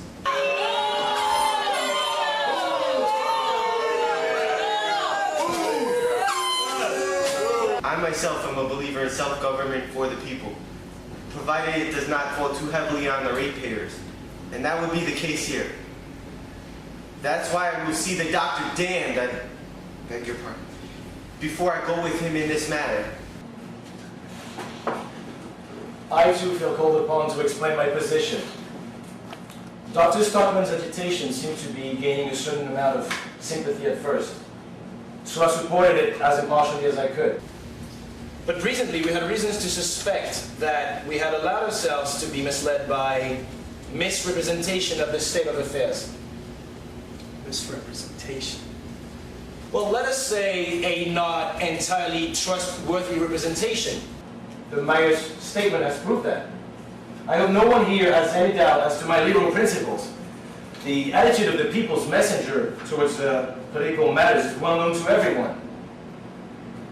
But the advice of thoughtful and experienced men has convinced me that in purely local matters, a newspaper ought to proceed with a certain caution. And in the matter before us, it is now an undoubted fact that Dr. Stockman has public opinion against him. Now, what is an editor's first and most obvious duty, gentlemen? Is it not to work in harmony with his readers?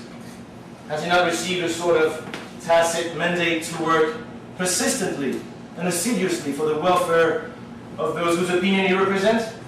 Or is it possible I am mistaken in that? It has caused me a severe struggle to break with a man in whose house I've been a frequent guest lately. A man who till today has been able to pride himself on the undivided goodwill of his fellow citizens.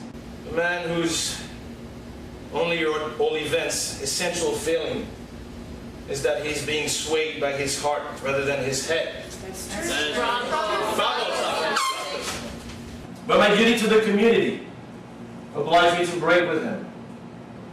And there's another consideration that impels me to stop him, and as far as possible to arrest him on the perilous course he has adopted. And that is consideration for his family. Please stick to the water supply and the drains. Consideration for his wife and his children, for whom he has made no provision. I will now put the mayor's proposition to the vote. There's no necessity. I have no intention of speaking about all the filth down at the baths tonight. I have something quite different to say to you. What's coming now? I'm a taxpayer and I have a right to speak too. It's my entire firm inconceivable opinion is... He's lost your house! Am I allowed to speak?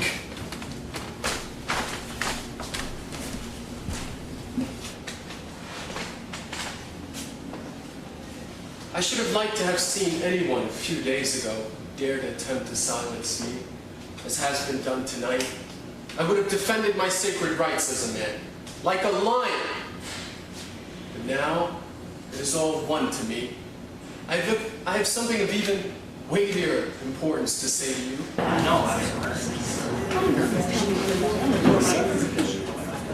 I've thought and pondered a great deal these last few days. Pondered over such a variety of things that in the end my head seemed too full to hold them.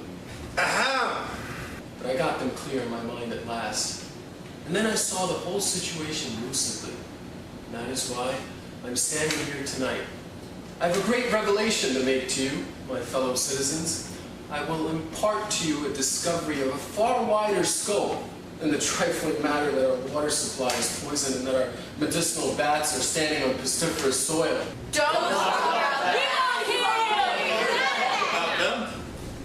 I've already told you what I want to speak to you about. It's the great discovery I've made lately. The discovery that all the sources of our moral life are poisoned, and that the whole fabric of our civic community is standing on the pestiferous soil of falsehood. What is that? Such an insinuation. I call upon the speaker to moderate his language. I've always loved my native town, as a man can only love the town of his youthful days. I was not old when I went away from here, an exile, longing, and memories cast, as it were, an additional halo over both the town and its inhabitants.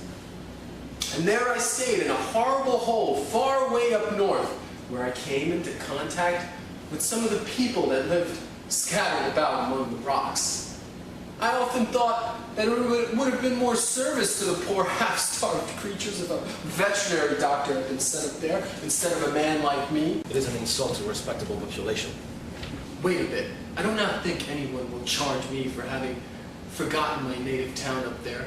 I was like one of the cider ducks brooding on its nest, and what I hatched was the plans for these bats. And then, when fate at last decreed for me the great happiness of coming home again, I assure you, gentlemen, I had nothing more in the world to wish for. Or rather, there was one thing I wished for, eagerly, untiringly, ardently, and that was to be able to be of service to my native town and for the good of the community. Picked a strange way of doing it. And so, with my eyes blinded to the real facts, I reveled in happiness. But yesterday morning, no, to be precise, yesterday afternoon, the eyes of my mind were opened wide.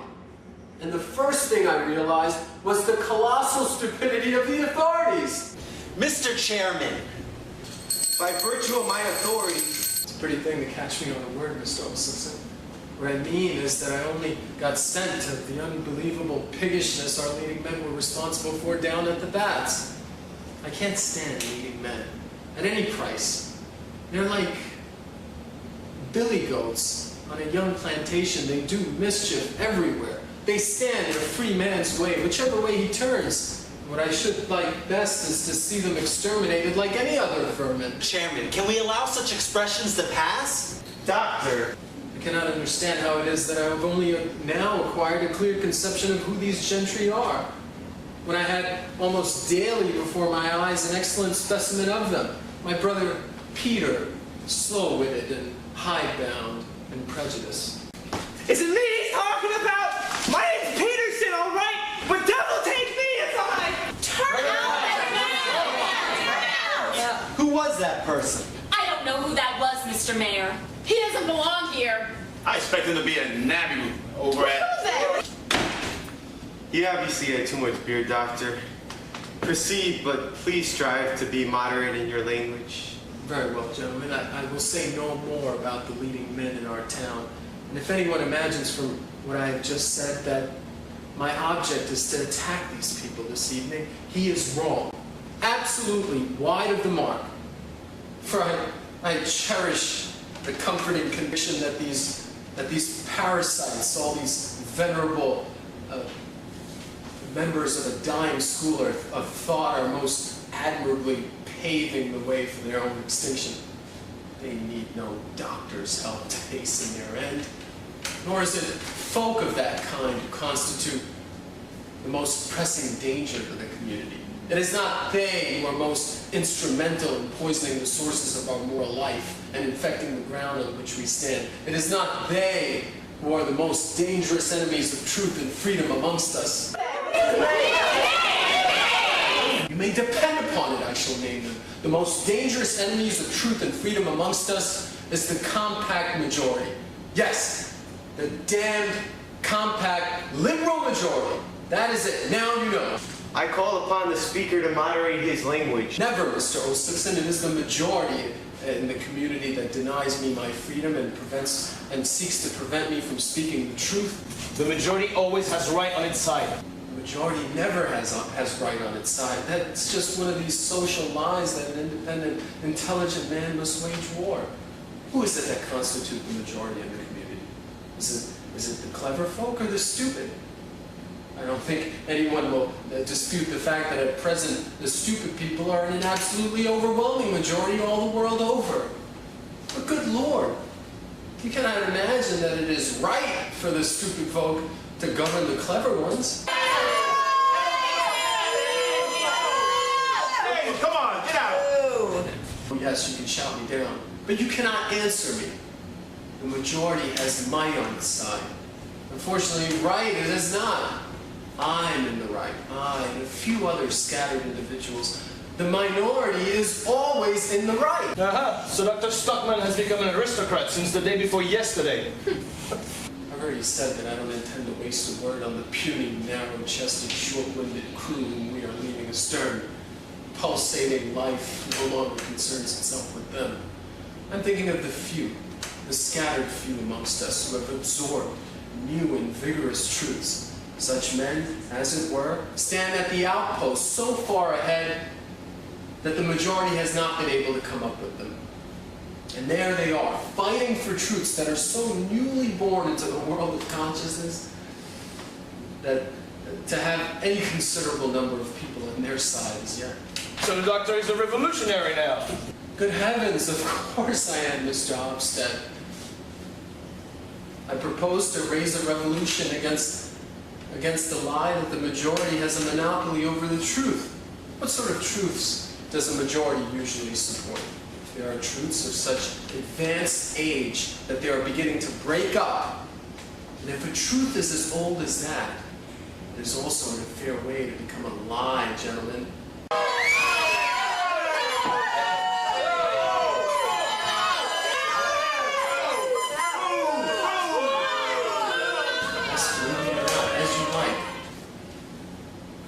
But truths are not as long-lived in Methuselah as some folk imagine. The normally constituted truth lives, let us say, as a rule, 17 or 18, at most 20 years, seldom longer. And truths as aged as that are always worn frightfully thin. And it is only then that the majority supports them and recommends them as wholesome moral nourishment. There's no great nutritive value in that sort of fare, I can assure you. And as a doctor, I ought to know. These majority truths are like last year's cured meat, like rancid, tainted ham. And they're the moral scurvy that is rampant within our communities. It appears to me this speaker is wandered a long way from the subject. Have you gone clean out of your senses, Peter? I'm sticking to my subject as closely as I can, for my subject is precisely this, that it is the majority, this infernal, compact majority, that poisons the sources of our moral life and infects the ground on which we stand. And all this because the great broad-minded majority of the people is prudent enough to show deference only to well-ascertained and well-approved truth. My good Mr. Hofstad, don't talk nonsense about well-ascertained truths. The truths that the majority now approves are the same truths that the fighters held to in the days of our grandfathers. We fighters nowadays no longer approve of them. And I do not believe that there is any other well-ascertained truth but this, that no community can live a healthy life if it is nourished on such old, marrowless truths. But instead of staying there, using vague generalities, it would be interesting if you would tell us what these old, marrowless truths are that we're nourished on. Oh, I could give you a whole string of such abominations, but at the present I will confine myself to one well-approved truth, which at bottom is a foul lie, but upon which the people's messenger and all the messenger's supporters are nourished. And that is? That is the doctrine you have inherited from your forefathers and proclaimed thoughtlessly far and wide. The doctrine that it is the masses, the crowd, the public that are the essential part of the population, that they constitute the people, that the common folk, the ignorant and incomplete element in the community have the same right to pronounce judgment and to approve and to direct and to govern as the isolated superior personalities in it. Oh, we are not the people! Only the superior folk are to govern, are they? Turn the fellow out for saying such rubbish. Out with him! Blow your horn, Evanson. Be reasonable. Can't you stand hearing the voice of truth for once? I don't expect you to agree with me all at once, but I must say I did think that Mr. Hofstad would admit I was right when he had recovered his composure a little. He claims to be a free thinker. Prove it, Doctor. When have I said so in print? No, confound it. You are right. You never had the courage to. Well, I won't put you in a hole, Mr. Hofstad. Let's just say that I'm a free thinker then. I'm going to prove to you scientifically that the people's messenger leads you by the nose when it tells you that the public, the crowd, the masses are the real essence of the people. That is only a newspaper lie, I tell you. The common people are nothing more than the raw material of which a people is made. Well, isn't that the case? Isn't there an enormous difference between a well-bred and an ill-bred strain of animals? Take, for instance, a common barn-door hen. What sort of eating do you think you get from a shriveled-up old scrag of fowl like that? Not much, do you? And what sort of eggs does it lay? A fairly good crow or a raven can lay nearly as good an egg. Or take a Spanish or a Japanese hen, and then you will see the difference. Or take the case of dogs with we humans are on such intimate terms. Take, for instance, a common cur. I mean, one of these horrible, low-bred, coarse-haired curs that run about the streets and befoul the walls of houses. Compare this cur to a poodle whose sires for many generations have been bred in a gentleman's house where they have had the best of food and had the opportunity to listen to soft voices and music. Do you not think that the poodle's brain is more developed than that of the cur? Of course it is. It is puppies of well-bred poodles like that show and train to do incredibly clever tricks that a common cur could never learn to do even if it stood on its head. We are not animals, Doctor. Yes, but bless my soul, we are, my friend. It is true that we are the finest animals anyone could wish for. But even amongst us, exceptionally fine animals are rare. There's a tremendous difference between poodle men and cur men. The amusing part of it is that Mr. Hofstad quite agrees with me as long as it is a question of four-footed animals. Yes, it is true enough, as far as they are concerned. Very well, but as soon as I extend the principle to two-legged animals, Mr. Hofstad stops short. He no longer dares to attempt to think independently or pursue his reasons to their logical conclusion. So he turns the whole theory upside down and proclaims in the people's messenger that it is the common barn-door hens and street curs that are the finest specimens in the menagerie. But that is always the way, as long as a man retains the traces of common origin and has not worked his way up to intellectual distinction. I lay no claim to any sort of distinction. I am the son of humble country folk, and I am proud that the stock I come from is rooted deep among the common people he insults. The kind of common people I mean are not only to be found in the low-down social scales, they crawl and swarm all around us, even in the highest social positions. You only have to take a look at your own fine, distinguished mayor. My brother Peter is every bit as plebeian as someone who walks in two shoes. I protest against any personal illusions of the kind. And that not because he is like myself, descended from some old rascal and pirate from Pomerania, because that is who we are descended from. It's an absurd legend. I deny it. but because he thinks what his superiors think and holds the same opinions as they. People who do that are, intellectually speaking, common people. And that is why my magnificent brother Peter is so very far from any distinction whatsoever, and for that matter, so far from being liberal-minded. Mr. Chairman. So it is only the distinguished people that are liberal-minded in this country. We're learning something quite new. That is part of my new discovery too. And another part of it is that broad-mindedness is almost precisely the same thing as morality. That is why I maintain that it is absolutely inexcusable in the People's Messenger to proclaim day in and day out the false doctrine that it is the masses, the public, the crowd, the compact majority that have the monopoly of broad-mindedness and morality, and that vice and corruption and every sort of intellectual depravity are the result of culture, just as all the filth that is draining into the towns is the result of the filth that is poured from the tanneries at Mollowdale. And yet this same People's Messenger can go on preaching that the masses ought to be elevated to higher conditions of life. But bless my soul, if the Messenger's teaching is to be dependent upon, then this very raising of the masses would mean nothing more or less than setting them straightway on the paths of depravity. Happily, the theory that culture demoralizes is only an old falsehood that our forefathers believed in and that we have inherited. No, it is poverty, ugly conditions of life that do the devil's work, and a house that does not get aired and swept every day. My wife, Catherine, maintains that floor ought to be scrubbed as well, but that is a debatable question. In such a house, let me tell you, people will lose the ability to think and act in a moral manner within 2 or 3 years. Lack of oxygen weakens the senses. There must be plentiful lack of oxygen in a great many houses in this town, I should think, judging from the fact that the whole compact majority can be unconscientious enough to wish to build the town's prosperity on a quagmire of falsehood and deceit. We cannot allow a grave accusation to be flung at such a citizen community. I move that the chairman direct the speaker to sit down. I will shout the truth at every street corner. I will write it in other towns' newspapers. The whole country shall know what is going on here. It almost seems as if Dr. Stuckman's intention was to ruin the town. Yes, my native town is so dear to me that I shall rather see it ruined than see it flourishing upon a lie. This is really serious. A man must be a public enemy to wish to ruin the whole community.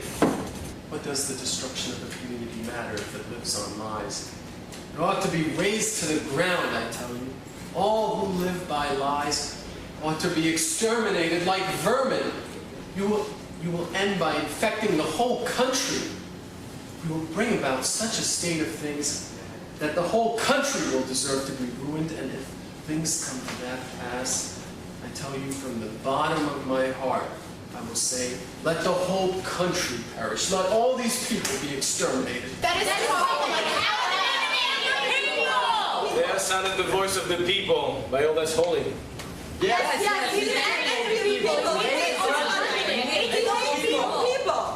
This meeting declares that it considers Dr. Stockman to be an enemy of the people.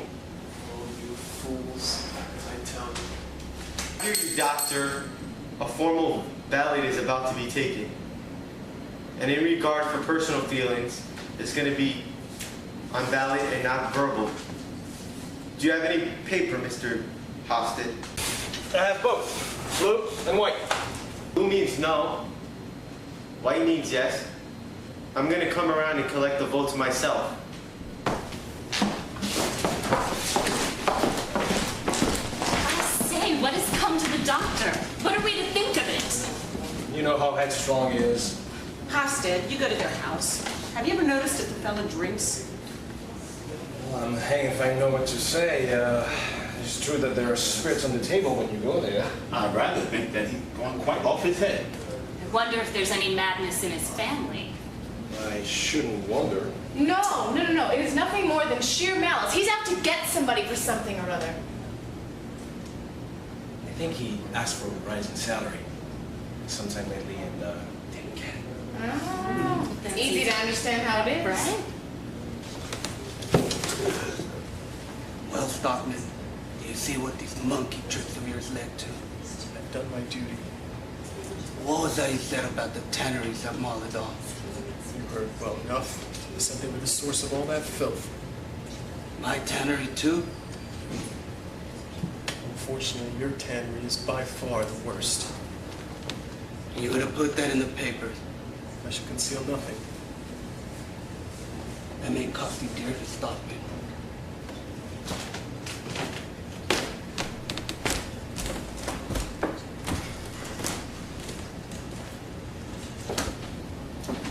Well, Captain, you'd lend your support to enemies of the people.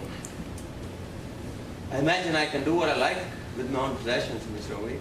Well, then you can have no objection if I do the same with mine. What do you mean, sir? You shall hear from me in the morning.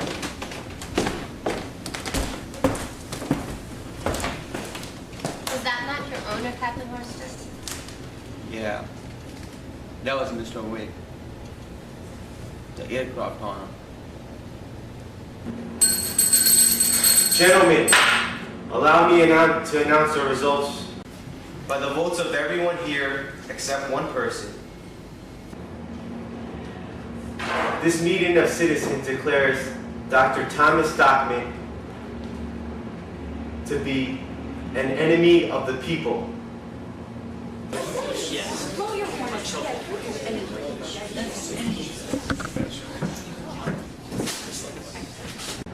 Three cheers for our able and energetic mayor, who has so loyally suppressed his feelings towards his family.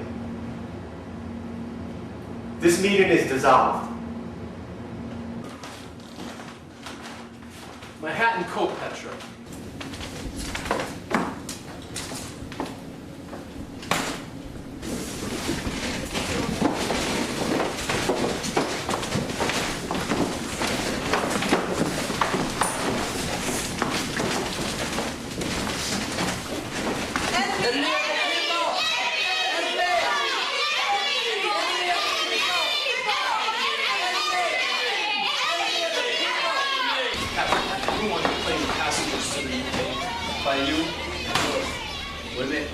Good.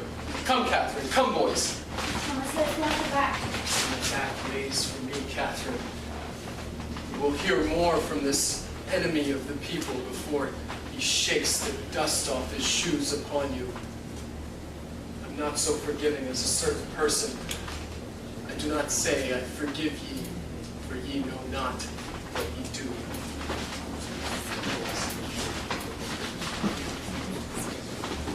It is, my God. It is dreadful for an earnest man to listen to.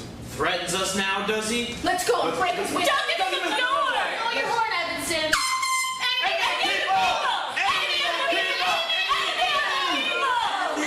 Well, I'm damned if I go and drink toddy at the Stockman's tonight.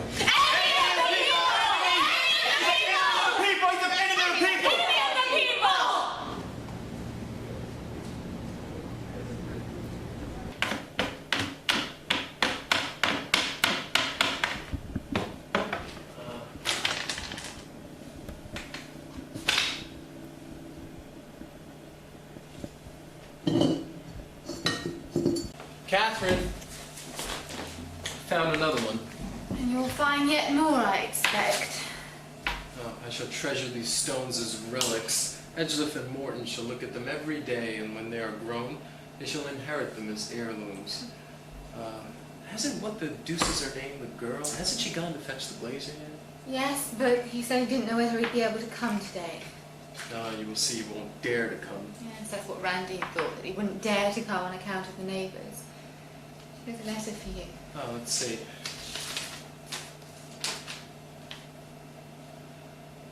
Well, who's it from? It's the landlord. Notice to quit. Is it possible such a nice man? Dares not do otherwise, he says. Doesn't like doing it, but dares not do otherwise. On account of his fellow citizens, out of regard for public opinion. Is in a dependent position, dares not offend certain influential men. You see, Thomas? We'll see well enough. The whole lot of them in the town are cowards. Not a man among them dares do anything out of fear for the others. It doesn't matter to us, Catherine. We're going to fly away to the new world and... And do you think that is a well-advised step to take? Well, what do you suggest? That I should stay here, where they have pilloried me as an enemy of the people, branded me? And look here, Catherine, they've torn a great rent in my black trousers, too. Oh, dear. And they're the best ones you've got. It's not that I care so much about the trousers, you know? You can always sew them up again for me. But that the common herd should make this attack on me as if they were my equals. That is for the life of me I can't swallow. Yes, there's no doubt that they've been behaving very ill towards you, Thomas. Is that sufficient reason for us to leave our native country for good and all? If we went to another town, do you suppose that we should not find the common people as insolent as they are here? Depend upon it, there is not much to choose between them. Oh, well, let the curs snap. That is not the worst part of it. The worst part of it is that from one end of this country to the other, every man is a slave of his party. Although, I dare say that it's probably not better in the Free West either. I'm sure that liberal public opinion and the compact majority and all that infernal old bag of tricks are probably rampant there too. But there things are done on a larger scale, you see. They may kill you, but they won't put you to death by slow torture as they do here. They don't squeeze a free man's soul in a vice. And if need be, one can live in solitude. If I only knew of a virgin forest or a small South Sea island for sale. Cheap. Think of the boys, Thomas. What a strange woman you are, Catherine. Would you prefer the boys to grow up in a society like this? You saw for yourself last night that half the population are out of their minds, and if the other half have not lost their senses, it is because they are mere brutes with no sense to lose. Thomas, dear, the imprudent things you said had something to do with it, you know. Well, isn't what I said perfectly true?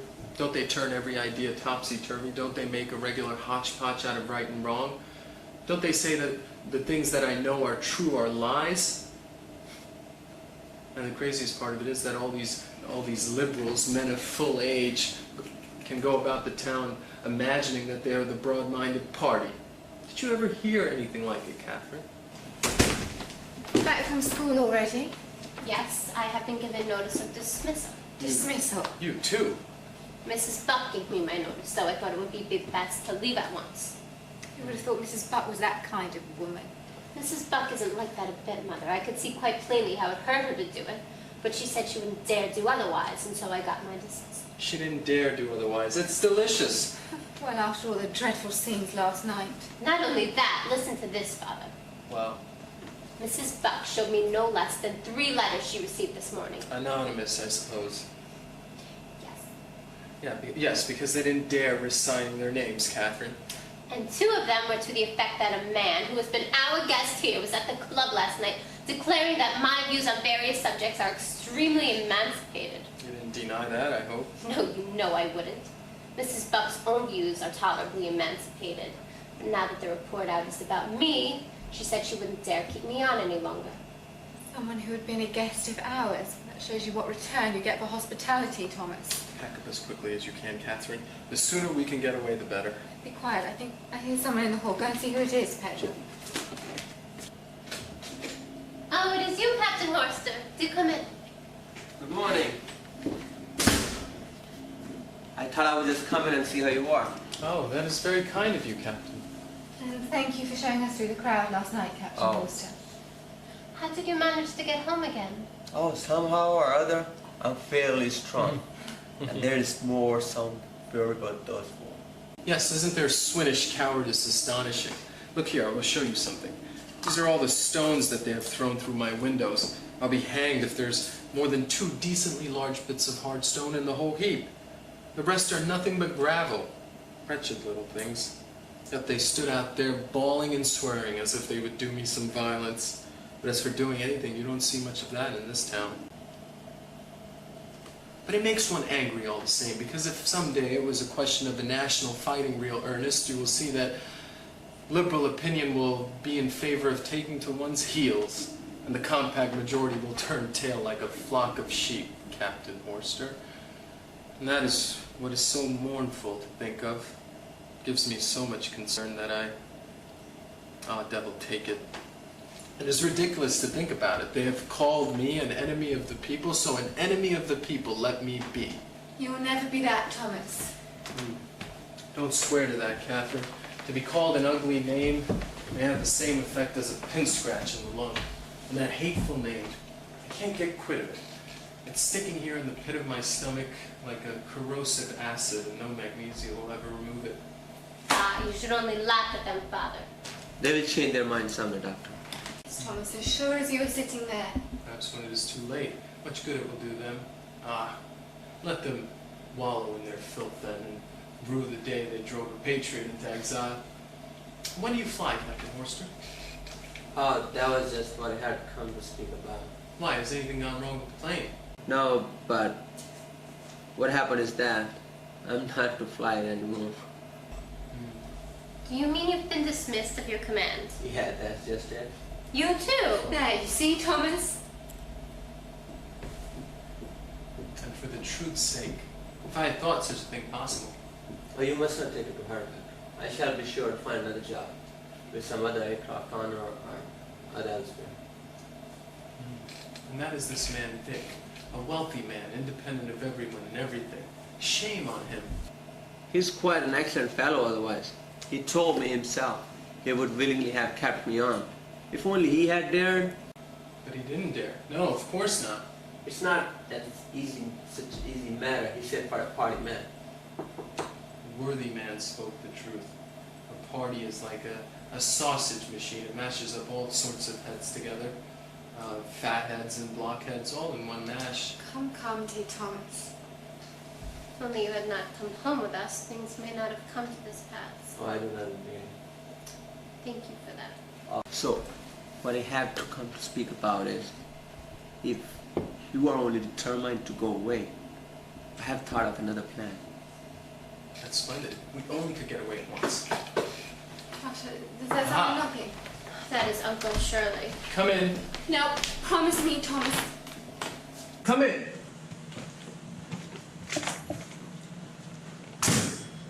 I dare say you might find it draughty in here today, Peter. But keep your hat on. Thank you, if I may. I believe I caught a cold last night. I stood and shivered. Really? I found it warm enough.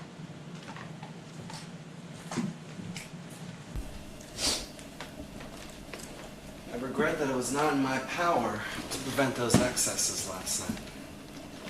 Oh, do you have anything in particular to say to me besides that?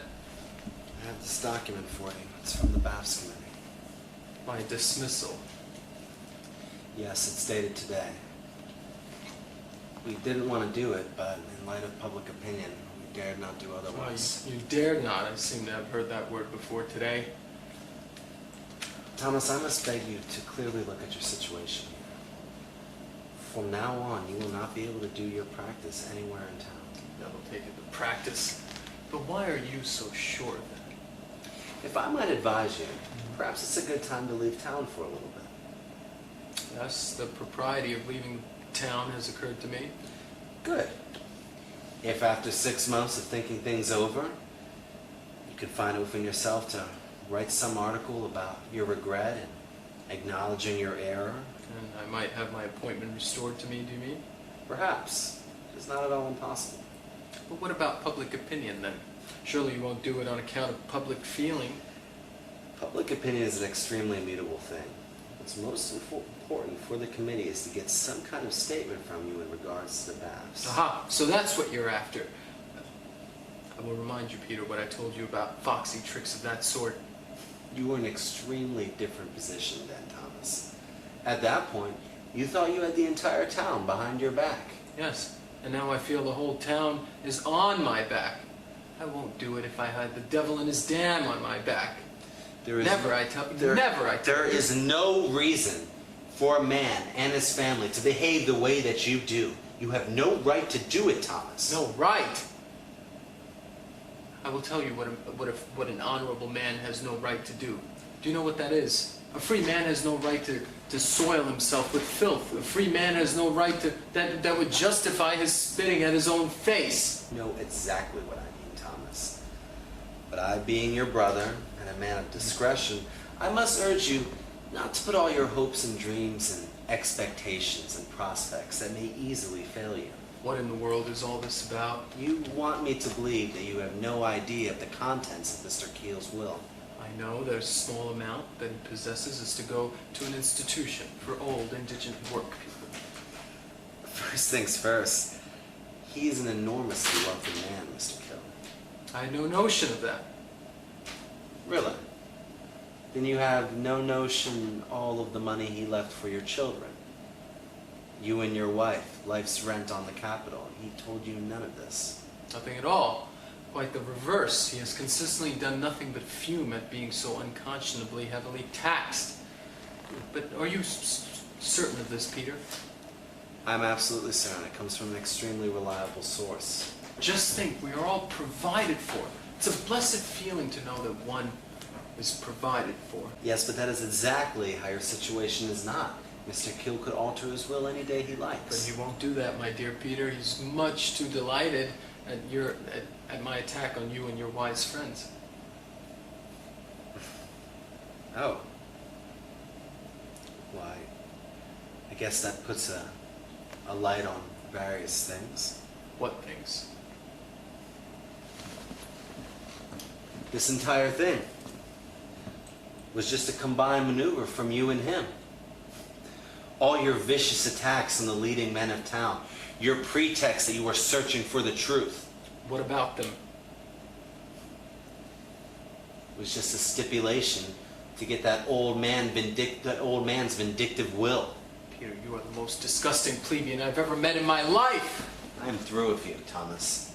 Your dismissal is irrevocable. We have a weapon to use against you now. Catherine, you must have the floor scrubbed after him. Get what the devil is her name? The girl who's always got soot on her nose.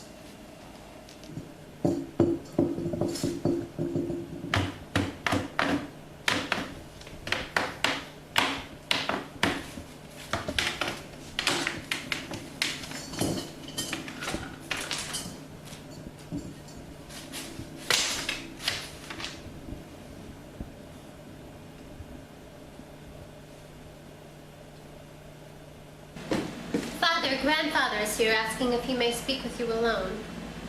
Certainly, he may.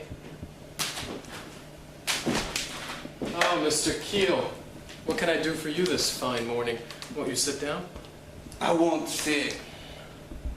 Well, you look very comfortable today, Thomas. Yes, don't we? Yes, very comfortable. Plenty of fresh air. I should think you got today enough of that oxygen you were talking about yesterday. And your conscience should be very clear today. Yeah, it is. I should think so. Now, do you know what I have right here? A good conscience, too, I hope. Bah, no.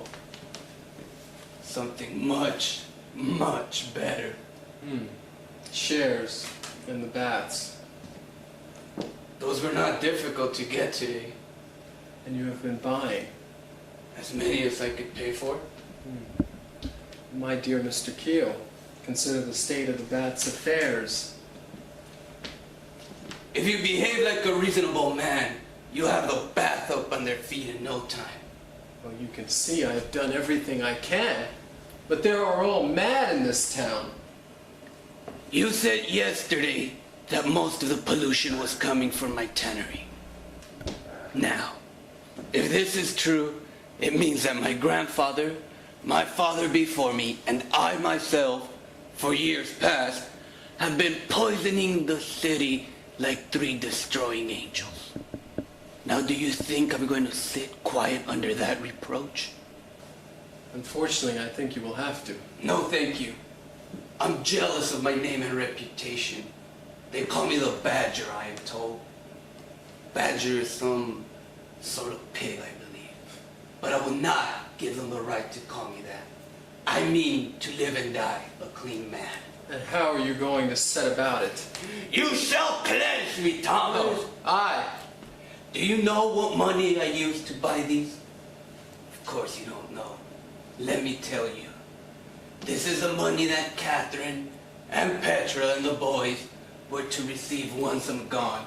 Because, you know, I have been able to save a little bit after all. And you have taken Catherine's money for this? Yes, and now the whole money is invested in the baths. And I just want to see if you're stark staring mad. Because if you continue to say that the animals and nasty creatures of that sort come from my tannery, it would be as if you were to flay broad strips from Catherine's body, and Petra's, and the boys. And no conscious man would do that unless he were mad. Yes, I am mad. I am mad. Certainly you cannot be this mad when there's a question of your wife and children. Why couldn't you consult me about it before you went and bought all that trash? What's done cannot be undone. If only I were not so certain about it. But I'm absolutely convinced that I'm right. You keep that mad idea up, and these won't be worth much. But hang it all. It might be possible for science to discover some prophylactic, I should think, or some antidote of some kind. To kill the animals, you mean? Yes, or to make them innocuous. Why don't you just use rat bait? Oh, don't talk nonsense. Oh, they all say it's crazy man's imagination, you know. Well, let it go at that. Haven't the ignorant, narrow-minded curs reviled me as an enemy of the people?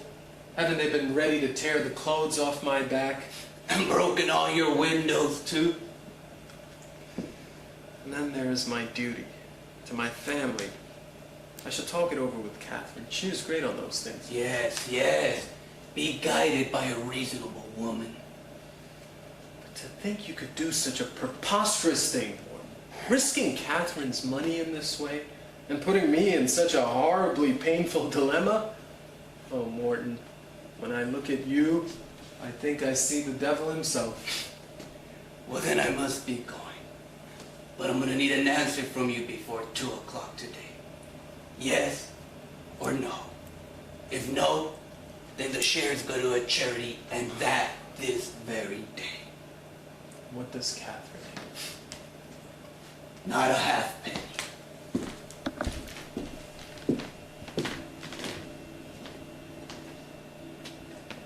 Yes or no, before 2 o'clock.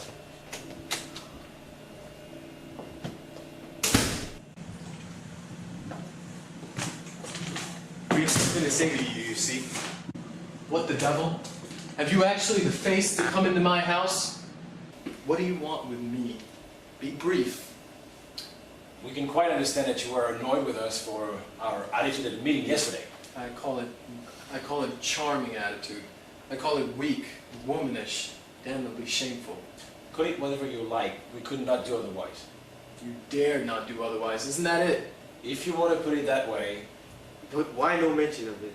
Just a hint to Mr. Hofstad, or to me. A hint of what? Of the barony of it. I don't understand you in the least. Yes, you do, Doctor. It is not good making a mystery of it any longer, Dr. Stockman. We know that your father-in-law bought all the shares of the bath. Yes, he has been buying Bath's shares today. Well, it would have been more prudent to buy someone not so closely related to you. You should not have let your name appear in the affair. You ought to have consulted me, Dr. Stockman. Are such things conceivable? Are such things possible? Evidently they are. You should try to learn how to use a little more finesse. And you should have included more people with you, so the responsibility of each individual is lessened. Come to the point, gentlemen. What do you want? Maybe Mr. Hofstad better explain. No, you tell him, Max Saxon. Well, now that we know the whole story, the venture of it all, we want to allow the people's messenger to be on your side. You dare do that now? What about public opinion? Are you not afraid of a storm breaking upon our heads? We will try to weather it. And you must be ready to go off on a new tack, Doctor. As soon as your evictive has cleared. Do you mean as soon as my father-in-law and I got a hold of the shares at a low figure? Your reasons for wishing to get control of the bath are mainly scientific, I take it. And it was for scientific reasons that I persuaded the old badger to stand with me up in the matter. So we will tinker at the conduit pipes a little and dig up a little bit of the shore, and it shan't cost the town its 6 pence. That would be all right, huh? I suppose so, if you have the people's messenger behind you. The press is a power in a free community, Doctor. Quite so. So is public opinion. And you, Mr. O'Suxon, I suppose you will be answerable to the Householders Association? Yes, and the Temperance Society. You may rely on that. But gentlemen, I'm really ashamed to ask, but what return do you... Oh, we should prefer to help you without any return whatever, believe me, but the people's messenger is in rather a shaky condition. It doesn't go really well. And I should be very unwilling to suspend the activity now that there is so much work to do here in the political way. Quite so, but it would be a great trial to such a friend of the people as you are. But I am an enemy of the people, remember? Where the devil is my stick? Where have I put my stick? Kid, was that? Suppose I don't give you a single penny out of all I get out of it. Money is not very easy to get out of us rich folk, please to remember. Oh, and you please to remember that this affair of the past can be represented in 2 ways. Yeah, and you are just the man to do it. If I don't come to the rescue of the people's messenger, you will certainly take an evil view of the affair. You will hunt me down, I can well imagine, pursue me, try to throttle me as a dog does a hare. It's a natural law. Every animal must fight for its own livelihood. And I will show you who's the strongest animal of us 3. Yeah. Take care of that. You're surely not going to use violence. Me. Out of the window with you, Hofstede. Moderation, Doctor. Out of the window with you, O'Suxon. I'm a delicate man. You will have to do it sooner or later. Out of the window. Are you quite mad? Out into the gutter. Moderation, Doctor. Out of the window with you, O'Suxon. You will have to do it sooner or later. Jump out, I tell you, out into the gutter. Control yourself, Thomas. On my soul, I have escaped after all. What do they want you to do? I'll tell you later on. I have something else to think about now. Look here, Captain.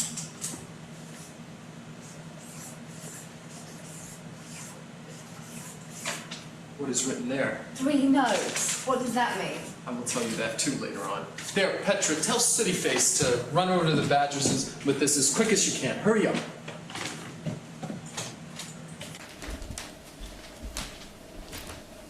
Well, I think I've had a visit from all the devil's messengers today. Now I will sharpen my pen until they can feel its point. I shall dip it in venom and gall. I shall hurl my ink pot at their heads. But we are going away, Thomas. Well? She has gone with it. Good. Going away, did you say? No, we're going to stay right where we are, Catherine. Stay here. Here in the town. Yes, here. Here is where the fight will be. This is the field of battle. This is where I shall triumph. As soon as I've had my trousers sewn up, I shall go out and look for another home. We must have a roof over our heads for the winter. That you should have in my house. Can I? Yes. Quite well. I have plenty of room. And I'm almost never at home. That's very good of you, Captain Horster. Thank you. Oh, thank you. That is one trouble over.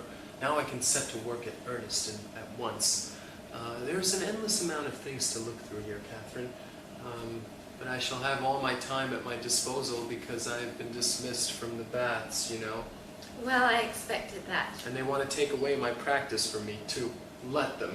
I've the poor people to fall back upon anyway, those that don't pay anything, but those are the ones that need me most, too. But they shall have to listen to me. I shall preach to them in season and out of season, as it says somewhere. I would have thought these events would have showed you what good it is to preach. Catherine, look how beautifully the sun shines today, and this lovely spring air I'm drinking in. Yes, if only we could live on spring air and sunshine. Oh, you must pinch and save a little bit, and we shall get along. But that gives me very little concern. What is much worse is that I don't know of anyone that is liberal-minded or high-minded enough to venture to take up my work after me. Oh, Father, don't talk like that. You have plenty of time before you. Hello, here are the boys already. Have you got a holiday? No. Well, we were fighting with other boys between lessons. That isn't true. The other boys were fighting with us. Well, and then Mr. Owen said we better stay home for a day or two. Oh, by Jove, I have it. You shall never set foot in that school again. No more school. Thomas! Never, I say. I will educate you myself. That is to say, you shan't learn a blessed thing. Yes. and my school shall be in the room that they called me an enemy of the people. But we are too few as we are. We shall have 12 boys to begin with. You will never find them in this town. We shall. Don't you know any street urchins, regular ragamuffins? Yes, Father, I know lots. Well, bring them to me at once. I shall experiment with curs just for once. There may be some exceptional heads among them. And what are we going to do after you have made liberal-minded and high-minded men of us? Then we are going to drive the wolves out of the country, my boys. Hope that the wolves don't drive you from the country, Thomas. You are absurd, Catherine. Drive me out. When I am the strongest man in the town, The strongest now? I will go as far as to say that I am the strongest man in the world. I say. Hush, you mustn't say anything about it yet. I have made a great discovery, Catherine. Another one. Yes, it is this, let me tell you, that the strongest man in the world is he who stands most alone. Thomas. Father.